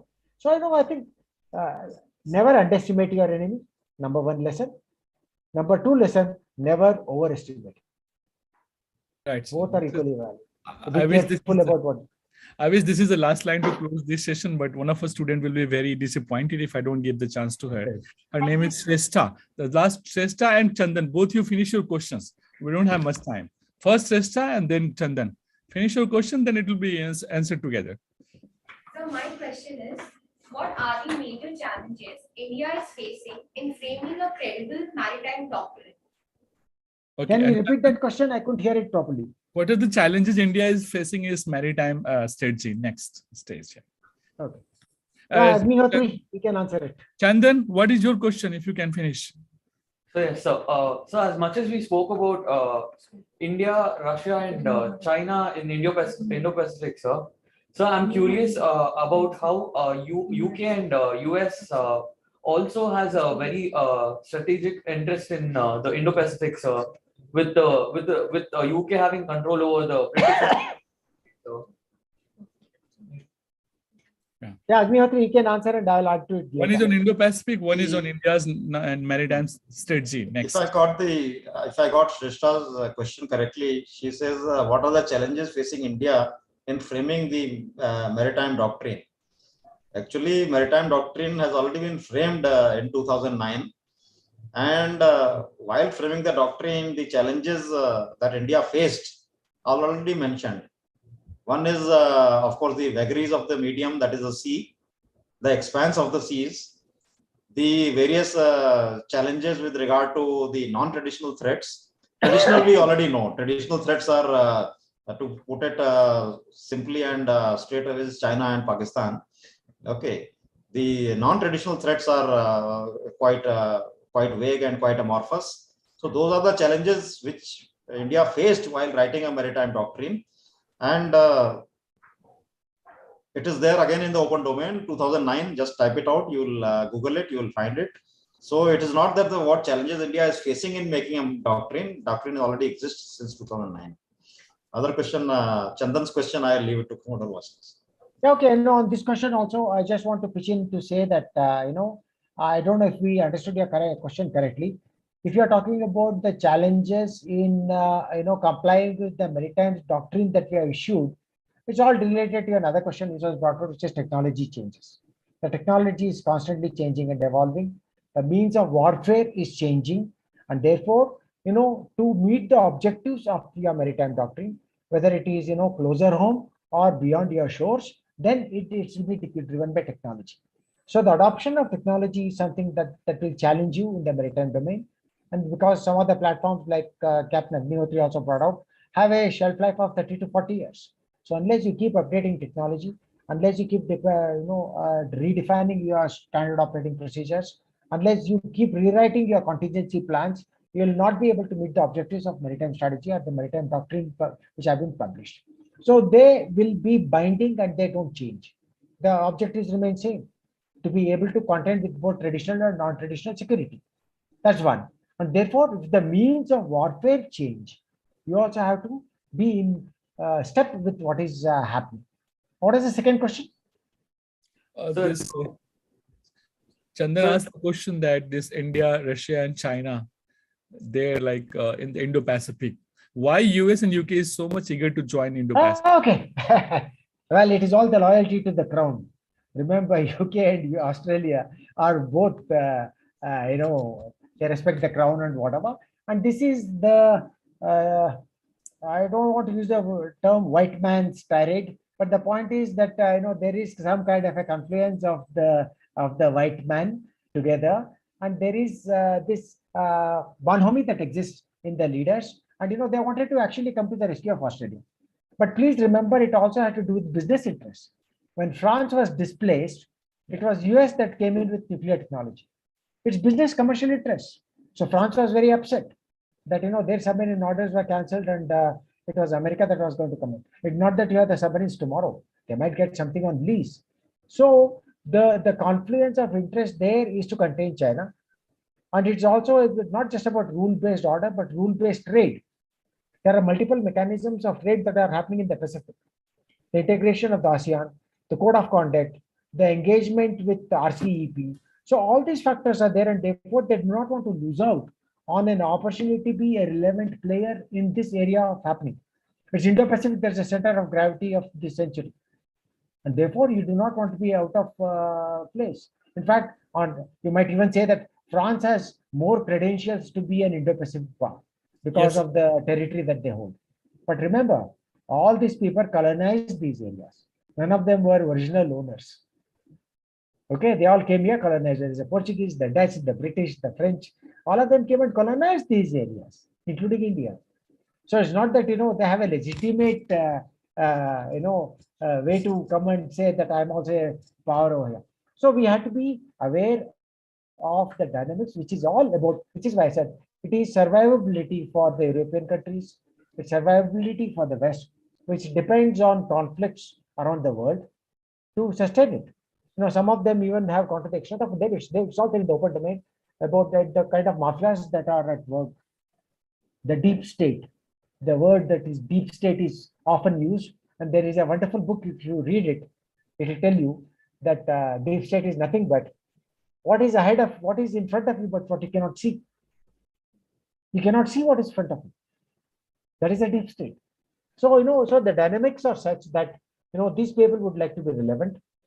They know that China is a rising power, has more economic power, though of course it is still behind, US in terms of, $5 trillion is behind USA, but they would like to ensure that their interests are protected. So they will come to Western Pacific. If it's Indian Ocean region, there'll be an Indian Ocean region. Remember, during the Cold War, both the Russian and American nuclear submarines were prowling in our waters because they are the warm waters. They didn't want to operate in the cold waters somewhere, but they would like to come to the Indian Ocean region, and all of them are here. And some of the missile tests were carried out at the time till the regulations came in to ban these missile tests. Thank you, Commodore sir. With your permission, these all lectures are going to be our classroom text, video text for our students in future. because I mean, this is the first time I see, we have been watching news televisions. We never saw Commodore Vasan or Captain Agnihotri coming on Arna Goswami. So, I mean, to understand India's naval strategy and achievements, I think we have to go to Chennai and we have to study more under Commodore Vasan. New Delhi, Captain Agnihotri has put a very big point, comprehensive. I'm not declining that Delhi is not having say on the sea, but I think geography matters a lot. And to study India's naval strategy, we should also make a trip to Chennai and coastal areas and learn more how advantage we have. So I understand that we very much needed both of you, the policymakers in Delhi and the real commanders on the ground in Chennai, to combine today's our understanding of India's rise on the sea and this Russian-Ukraine issue. We have Saheli Chaudhary. She has prepared a very good virtual vote of thanks to all of our panelists. This is 2-hour continuous non-stop, patrolling on the sea by this panelist. And I'm really sorry I didn't give any break in between. I hope in future University of Mysore and my institute can have a very good physical gathering, and we can have more something, on if it's allowed here. We can have some free time, sitting on some coastal area and discussing India's naval achievement. So with the pleasure of achieving Atmanirbhar Bharat in 6 years, another aircraft carrier, and with the leadership which is giving high morale to our armed forces in all the sections like Air Force, Army, and also looking forward to have our Chief of Staff, from naval background sometime in future. With all these positive musings, I thank my super seniors, veterans, and a real think tank in Delhi to have enlightened and corrected us, I can say, corrected us in a very kind of friendly manner.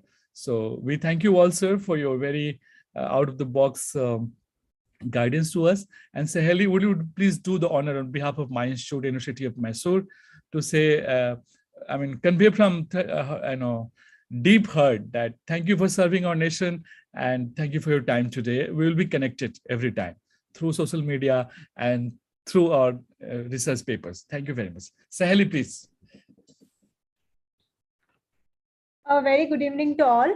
It's my pleasure to propose the vote of thanks for this event on behalf of my entire department.